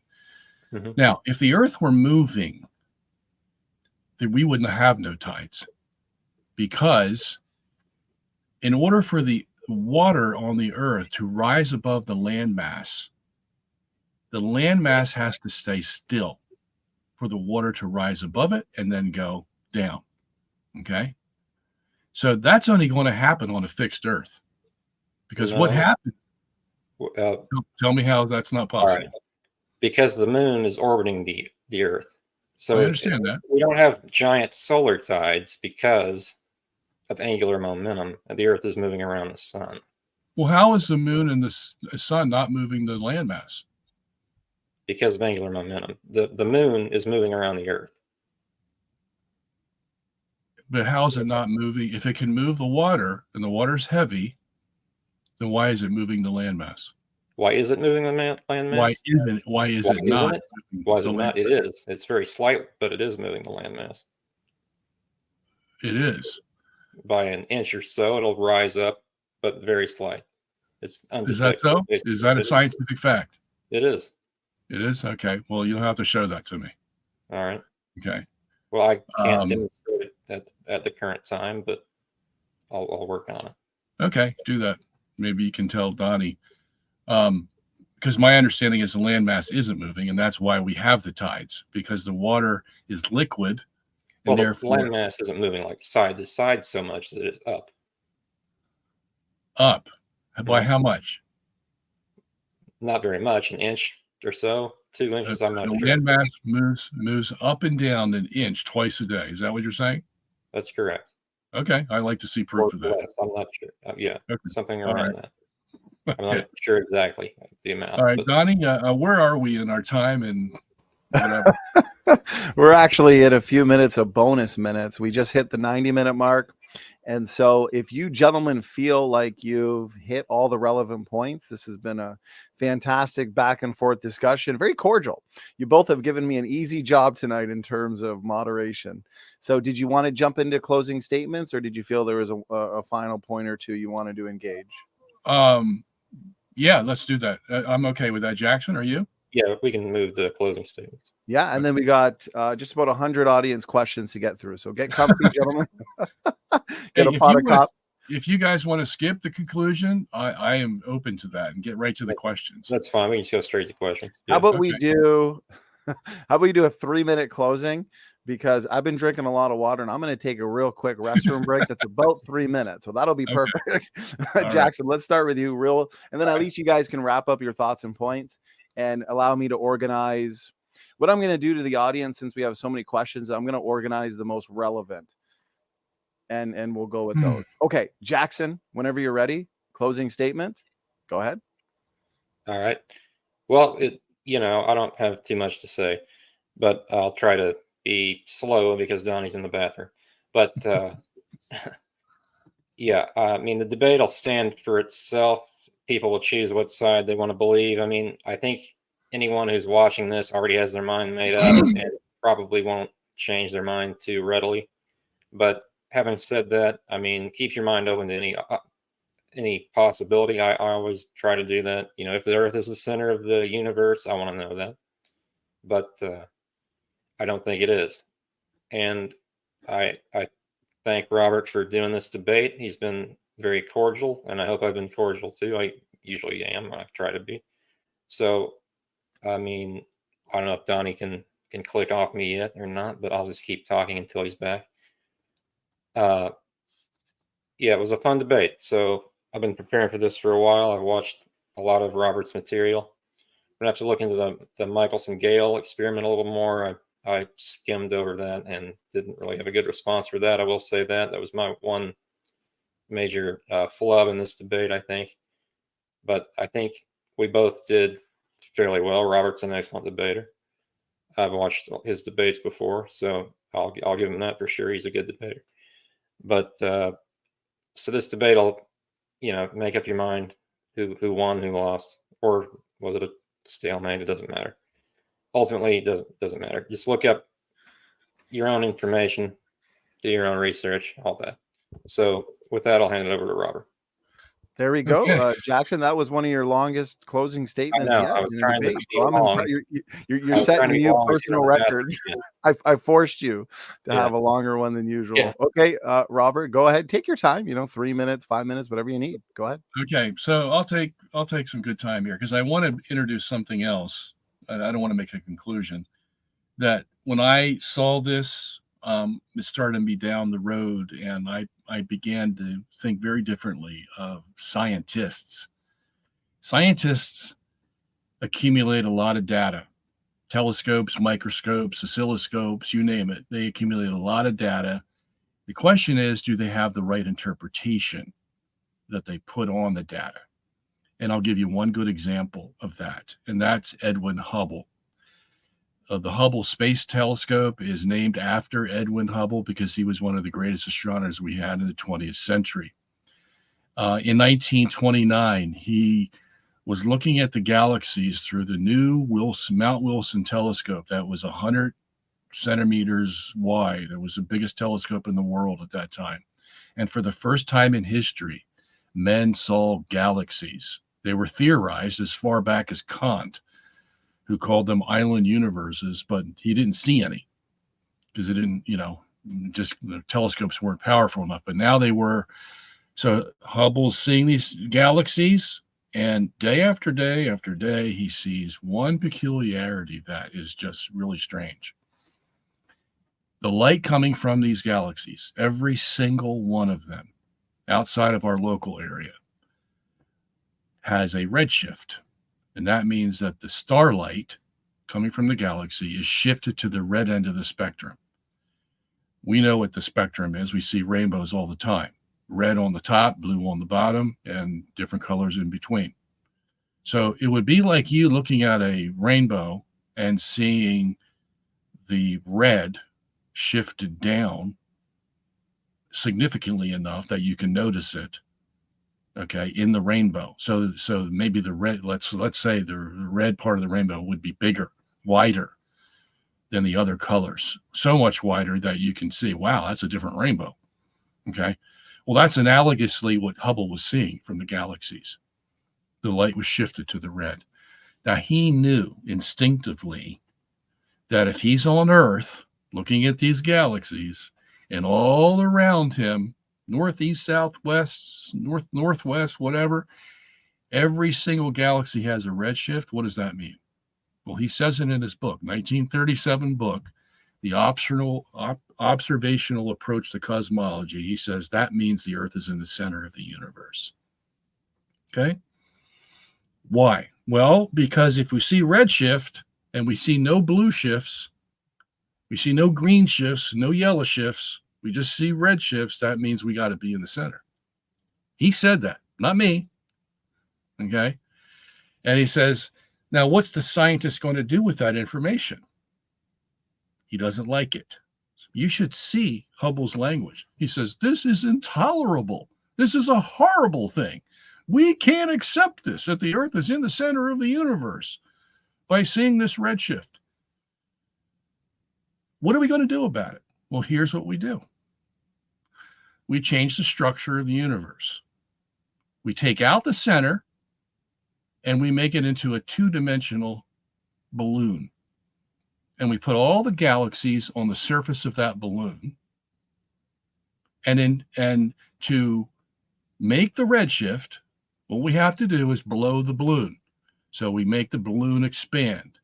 And that means that each galaxy on the surface of that balloon is going to get further and further away from every other galaxy. And what's that going to do to the light that's traveling between those galaxies? Voila! It's going to make it into a redshift. Okay? So that's how we get out of it. We switch from Euclidean geometry to two-dimensional Riemannian geometry. So that means we've just taken the center out. Okay? Now we just have two dimensions to deal with. We blow it up. We got redshift. There's our answer.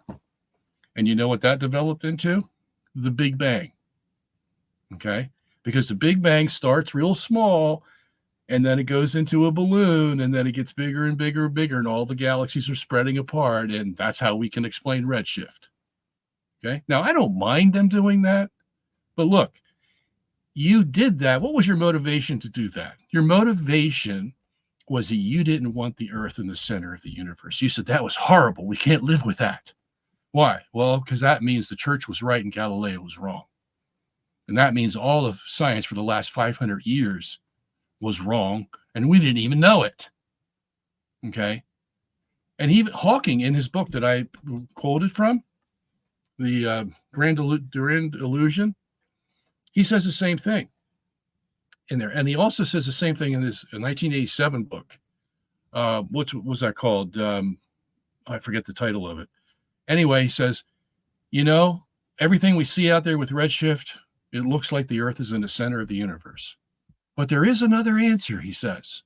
And that is that we have the balloon universe that Hubble gave us. We have all the galaxies on there, and they're all going away from one another. And that's why we see the redshift. And he says, now, which one do I prefer? Because both explanations fit.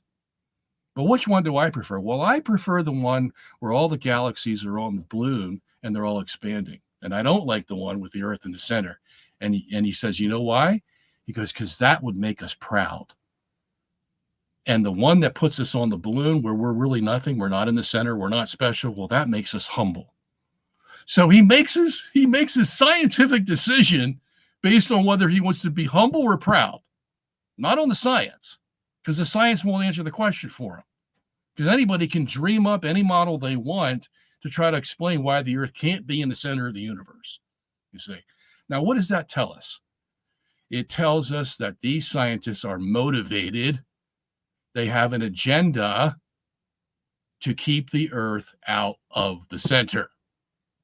Why? Well, I already explained why. Because if you put the Earth in the center, that means somebody put it there.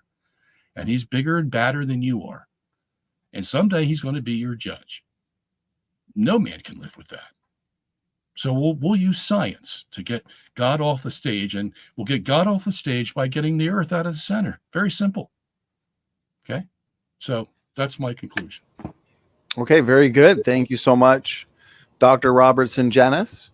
And thank you to both our guests, Robert and Jackson, for an excellent debate tonight. Very professional, very cordial. And what I liked about it is there was a lot of questions asked, a lot of answers provided, and some solid back and forth discussion for people to enjoy and think about as they critically analyze this debate.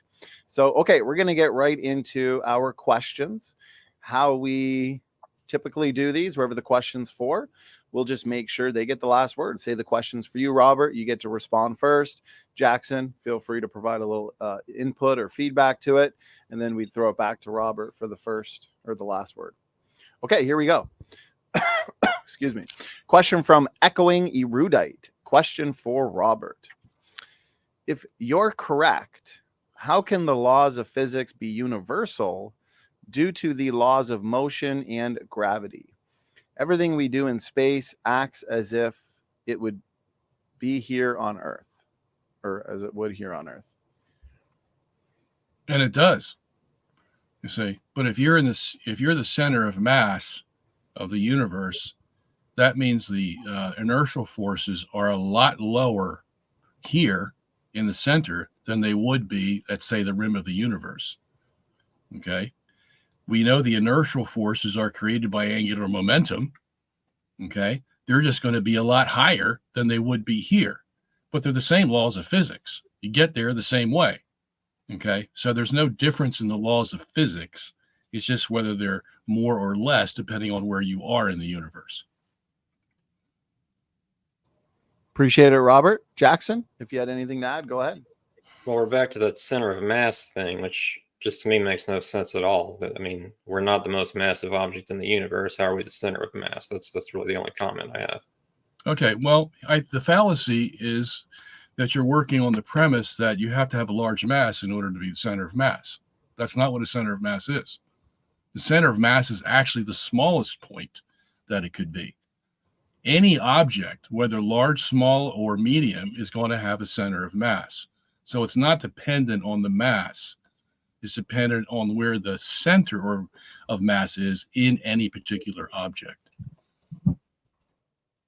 Okay, very good, gentlemen. Next question comes in here from Born Again RN. Question for Robert. If geocentrism is true, why is our solar system on a spiral arm of the Milky Way galaxy?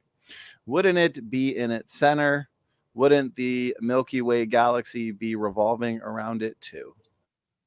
Okay, so we don't know whether it's on a spiral arm. Let me just say that first.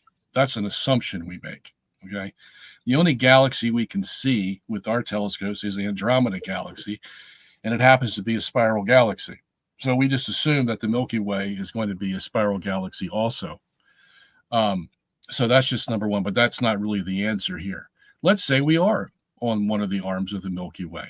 Okay, so what's going to happen is the Milky Way is going to revolve around the Earth just like all the other stars do, and the pinpoint is going to be the Earth around which it revolves. Because if the universe is moving, then it's going to carry the Milky Way galaxy with it. So the spiral arm of the Milky Way is going to be the pivot point around which the galaxy revolves. And we're going to see the same galaxy that you would see in the heliocentric system. I appreciate it, Robert. Jackson, any thoughts? We are in an arm of the galaxy. We can actually see two other arms beside our arm in this galaxy, even with amateur telescopes, a Sagittarius arm and another arm I can't think of the name of, but that's we're definitely in one of the arms of the galaxy. All right, but that doesn't answer, that the fact that the whole galaxy can't revolve around the Earth. Okay. All right. Awesome. Thank you, gentlemen. Okay. Kept pure in all ages. Question for Robert. What do you think of Simon Schack's Tychos model? Example, Earth's snail-paced motion as it orbits within the sun to Mars binary pair. Well, you see, there have been models that have tried to answer the low degree of result they got in the Michelson-Morley experiment by saying, well, maybe the Earth is just moving a little bit. Okay, well, if you do that, then what you have to say, the Earth isn't revolving around the sun, that it is somewhere in the center, but it's moving away from the center or around the center at a 4 kilometer per second rate, because that's what they found in the average of all these interferometers. Okay, so that's one way to explain it. And actually, it came before Simon Schack. what the guy is named Crombet, who was a French astronomer. And he tried to answer the Michelson-Morley experiment by saying that the Earth is moving at the pace of a man walking. Okay, yeah, that's slower than 4 kilometers per second, but at least he tried to answer the Michelson-Morley experiment's low result. And that's what he came up with. I don't believe that, because I believe, as Einstein himself admitted, as Newton admitted, that the whole universe can revolve around the Earth. And if that's the case, then the universe is going to have its center of mass where the Earth is located. Otherwise, you're going to have all kinds of complications if the Earth doesn't occupy the center of mass of the universe. So I would deny that proposition by Simon Schach. Thank you, Robert. Jackson, floor is yours. I don't have too much to add to that one. We can go to the next question. Okay, let's see here. Next question for the both of you. Jackson, you can start with this one this time if you'd like. Jopie. Right. Question from Jopie. Question for both. Can the sun and moon be holographic light focus effects in an electric universe? I think the simple answer is probably not. And I mean, I don't think so. But yeah, that's okay. Simple Robert, answer. what are your thoughts? This comes from the flat Earth people. Okay, because what's his name? Sargent. I forget his first name. A big guru of the Flat Earth Society says that we're not looking at real stars and sun. It's all holographic. Okay. The reason he says that is because he can't explain a lot of things that need to be explained if you believe in a flat Earth. Like, for example, how is it that if you live on a flat Earth and you have a hemisphere of sky over you, how are you going to fit in the southern stars that are below the equator of the Earth into this hemisphere? Okay. Because the way we have it in the globe Earth is you have a northern hemisphere and a southern hemisphere, and each of them contains different stars, different constellations. Okay. So if you have just one hemisphere, how are you going to fit all the stars in there? And then, so he comes up with this theory. Well, they're all holograms anyway, so nothing to worry about. Problem solved. All right, we're in agreement there. So wrong side. We're in agreement. Just figure out a way to shake hands. We have some agreement. Gentlemen, pound it if you want to. For those who are interested in the flat Earth topic, Dr. Sungenis was here maybe a month and a half ago for a flat Earth debate against Nathan Thompson, one of those, Nathan Erickson. And so that was an excellent debate. Do check that out. And okay, next question then comes in from I Am Rick. Question for Robert. If the sun is 93 million miles away, question from Rick Flair, it looks like. So very cool. What speed would it have to travel to orbit the Earth in 24 hours? Oh, well, you just take I think it's 6 trillion miles it would have to travel. And you divide that by 24, that would be your speed. Very good. Thanks, Robert. Jackson, floor is yours. Well, Robert himself has said everything past Saturn would be moving faster than light. And like my calculations, if they're right, I'm not the best person to ask about math, but everything at 14 billion or 13 billion light years is traveling like 200,000 times the speed of light, at least. So I think it really doesn't work here. All right. So it will work because it's not the planet that's moving or the sun that's moving.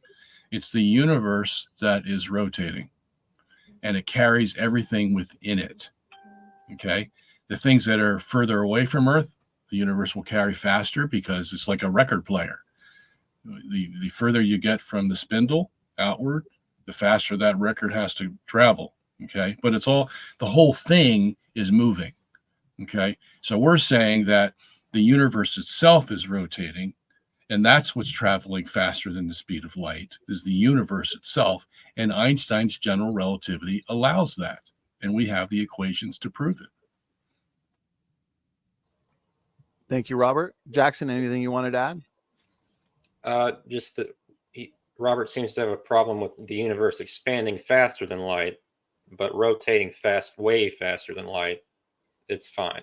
No, I don't have a problem. I'm just saying they have contradictions.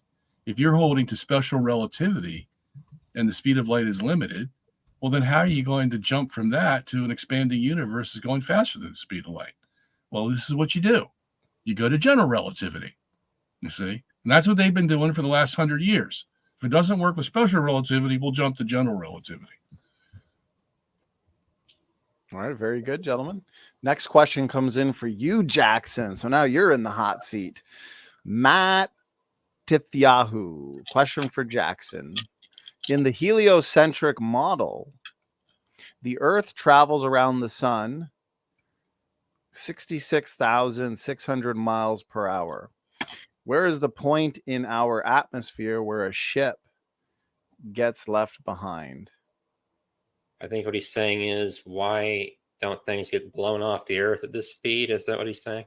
For the same reason, if you're holding a glass of water in a car going 60 miles per hour, the water doesn't fly out of your glass. I mean, I think that's what he's asking. That's pretty much the explanation for that. Okay. Any thoughts from you, Robert? Yeah, I would just say that it's another flat Earth question. Mm-hmm. The reason for that is they don't have gravity in their system.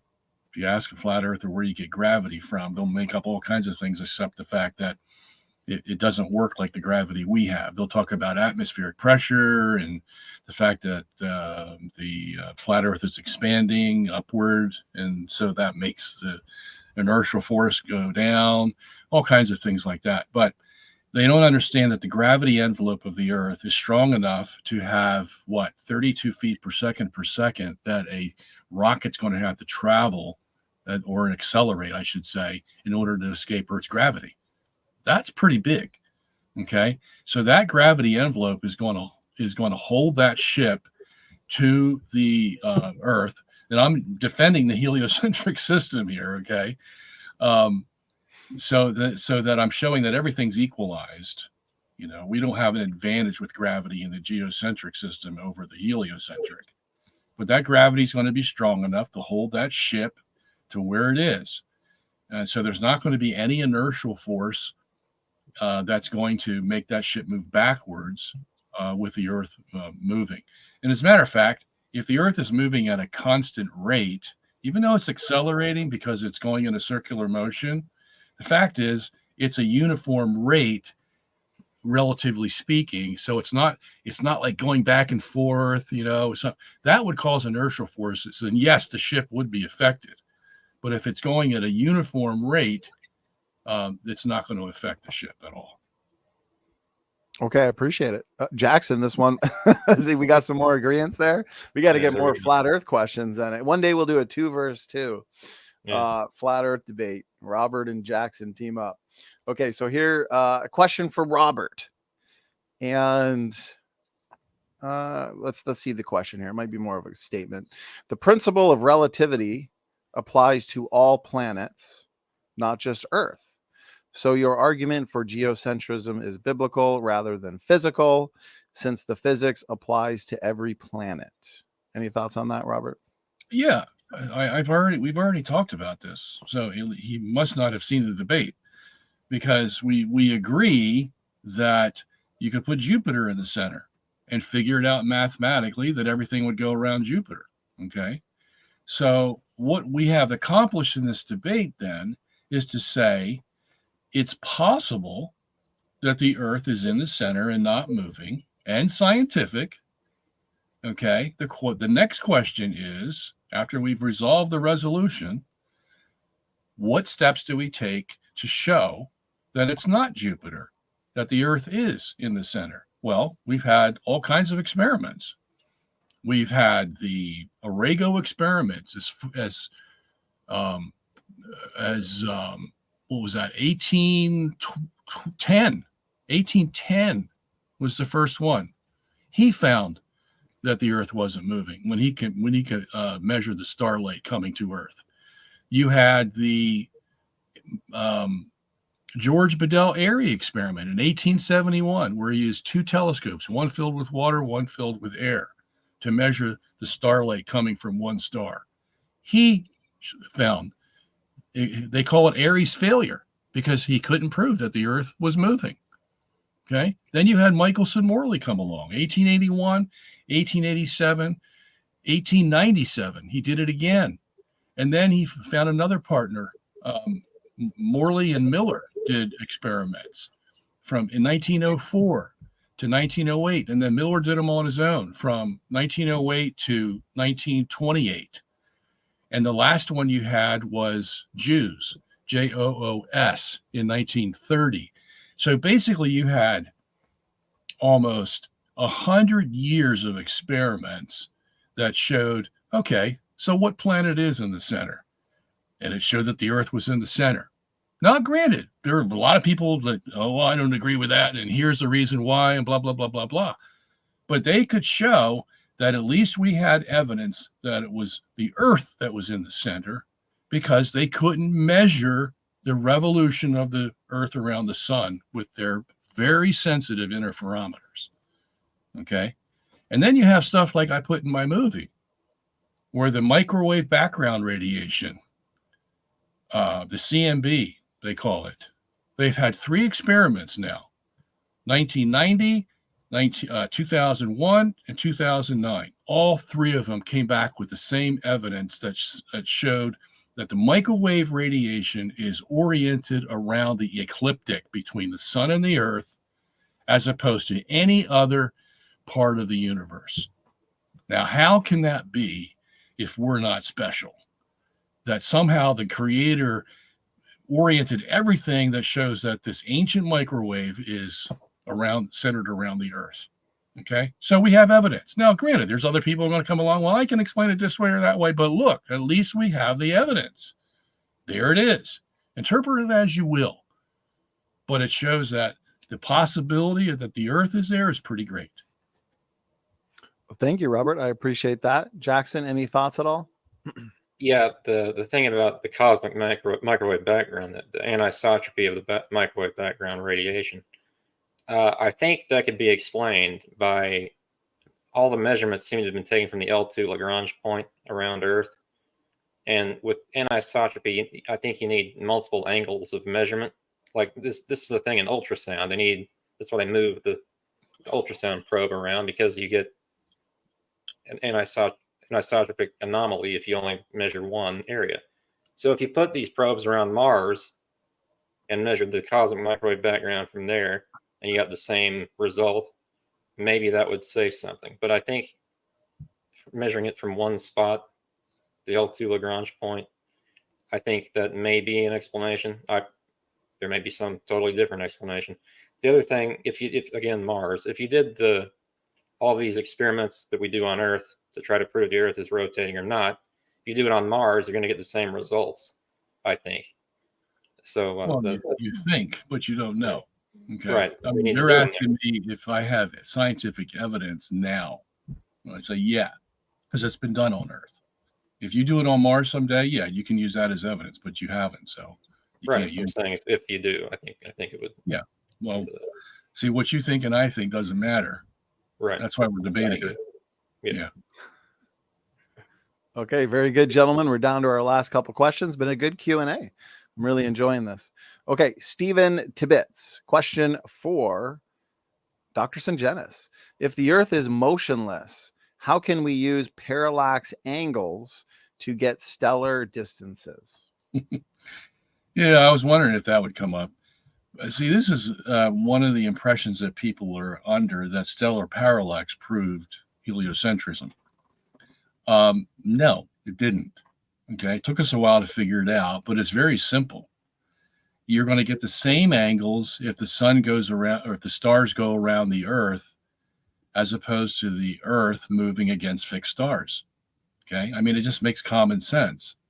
All right. I try to illustrate this to people by saying, let's say you're in a carousel, okay, and you're in the middle of the carousel, and you're standing in one position, you're not going to move. the carousel is going to go around you. See all the horses going around you, right? Okay. Now, let's stop that picture and now change it to you're in the center again, and this time you are moving. You're going to turn yourself around at the same rate that the carousel is turning around you. And what are you going to see? You're going to see as if it's like the carousel's turning around, although you know you're turning around. Okay? You're going to see all the horses go by in your line of vision, same as when the carousel was going around when you were in a fixed position. Okay? That's called relativity, motion relativity. So the same thing would have to apply to parallax. You're going to get the same angles, whether it's the Earth that's moving from one side to the other or the stars that move from one side to the other. Same difference, okay? And these are all illustrated in my book, and we have animations of them to show you in motion how that would all look on film. So it's all available. You can buy it in my flash drive, which is $39.95. And but it's all there, so you can see it for yourself. Awesome. Thank you, Robert. Jackson, any thoughts? I don't have too much to add to this one, really. I mean, yeah. There you go, Robert. So you get the last word, Robert. Last word? This is it? This is over? It's over? Well, I guess the last word on that one, if you have anything to rebut. No, I have nothing. Okay. So. Oh, well, let me just add here that it's the same for stellar aberration. That was used by what's his name? I forget the guy, 1787. He is the first guy to say stellar aberration was going to prove heliocentrism, and it doesn't, because exactly by the same principle I just said about the relative nature of motion, you're going to see stellar aberration in the geocentric model. Okay, it just took them a while to figure that out, and the reason is because everybody was being pressured to believe in heliocentrism. There were no geocentrists out there. You know, there were a couple, but not many that could stem the tide and say, hey, did you ever think about the relative motion of this? And I can explain it to you on a film and you can see it for yourself. There wasn't that many out there. This just didn't happen until like the last, maybe what? Since Einstein, basically, you know? So that's what we're stuck with. Thank you, Robert. Okay, we got two more questions. One for you, Jackson. This one's for you. We got one more for Robert. Then we're going to wrap it up. Appreciate the time you've both given to us. So this one comes in from L. Ram. Question for Jackson. We know the sun revolves around its own elliptical path. Therefore, it's moving. Do all stars remain stationary without exception, or do a number of them also revolve? No, I've been talking about that this whole debate, that stars wobble because of planets and other things around them. They don't orbit other things always. Well, a binary star will orbit another star, but they'll wobble in their stationary position. So that's what I've been saying. Okay, thank you, Jackson. Robert, any thoughts? The sun revolves around its very own elliptical path. It's not an elliptical path. We would not call it an elliptical path. The sun would have, if it's rotating, it's going to have a slight precession.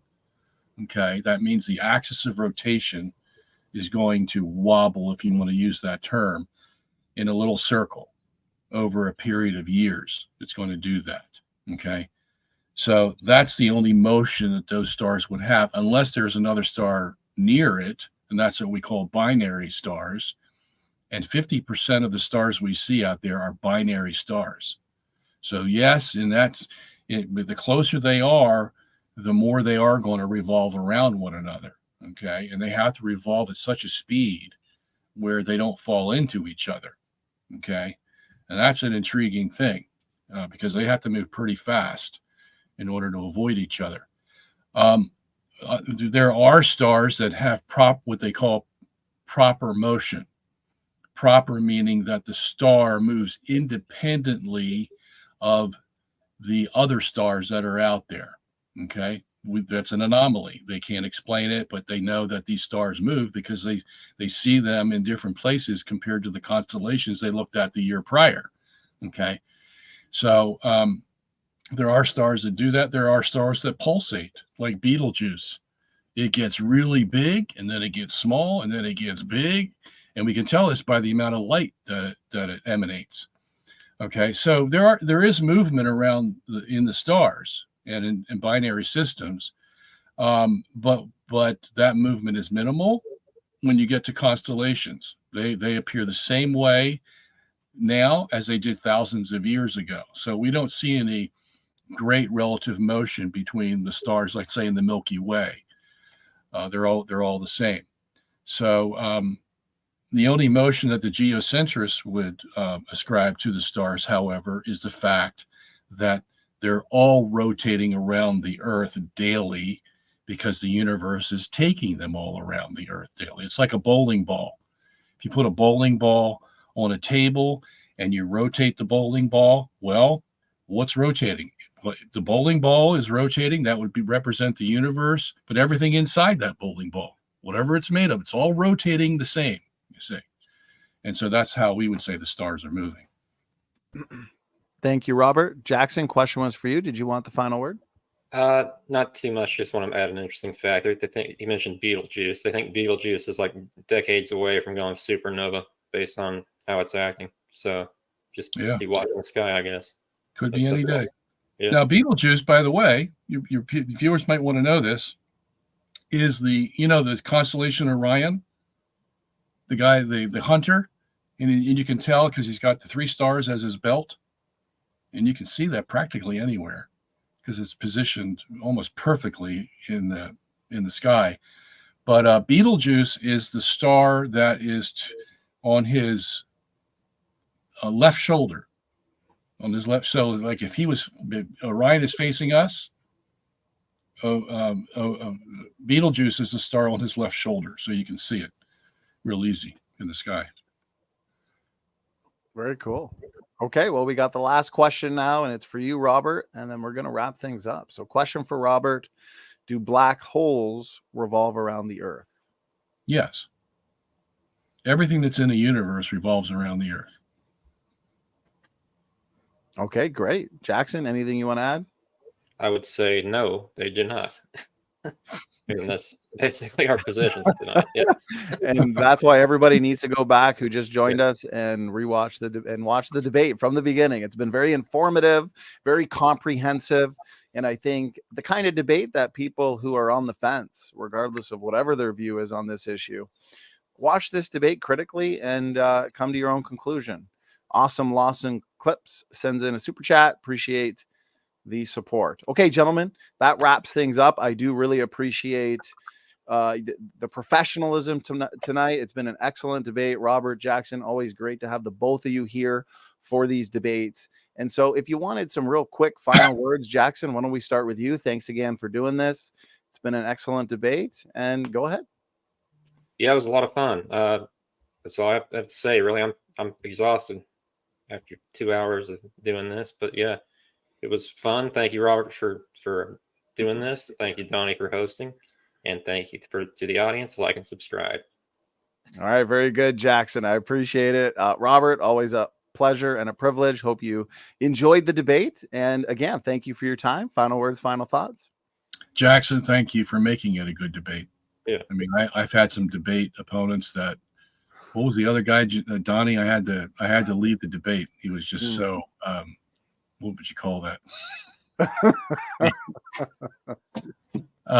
I still think about him from time to time. Anyway, so anybody else who's interested in this topic, we have a lot of material available. You can go to the website journeytothecenteroftheuniverse.com, and you'll see everything we have. We have probably a dozen books. We've got half a dozen movies. And what else? We have a flash drive with all the animations on it. As I was saying, there are 60 animations on that flash drive that are invaluable in understanding this. That's it. So it's all available if you want it.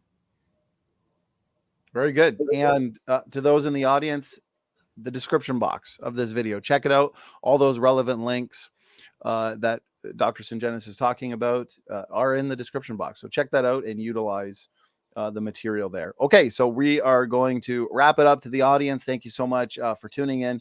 Excellent feedback. We've had well over 100 people the entire time enjoying this live. And so, okay, God bless all. Thanks again for tuning in. And Standing for Truth is out. Okay.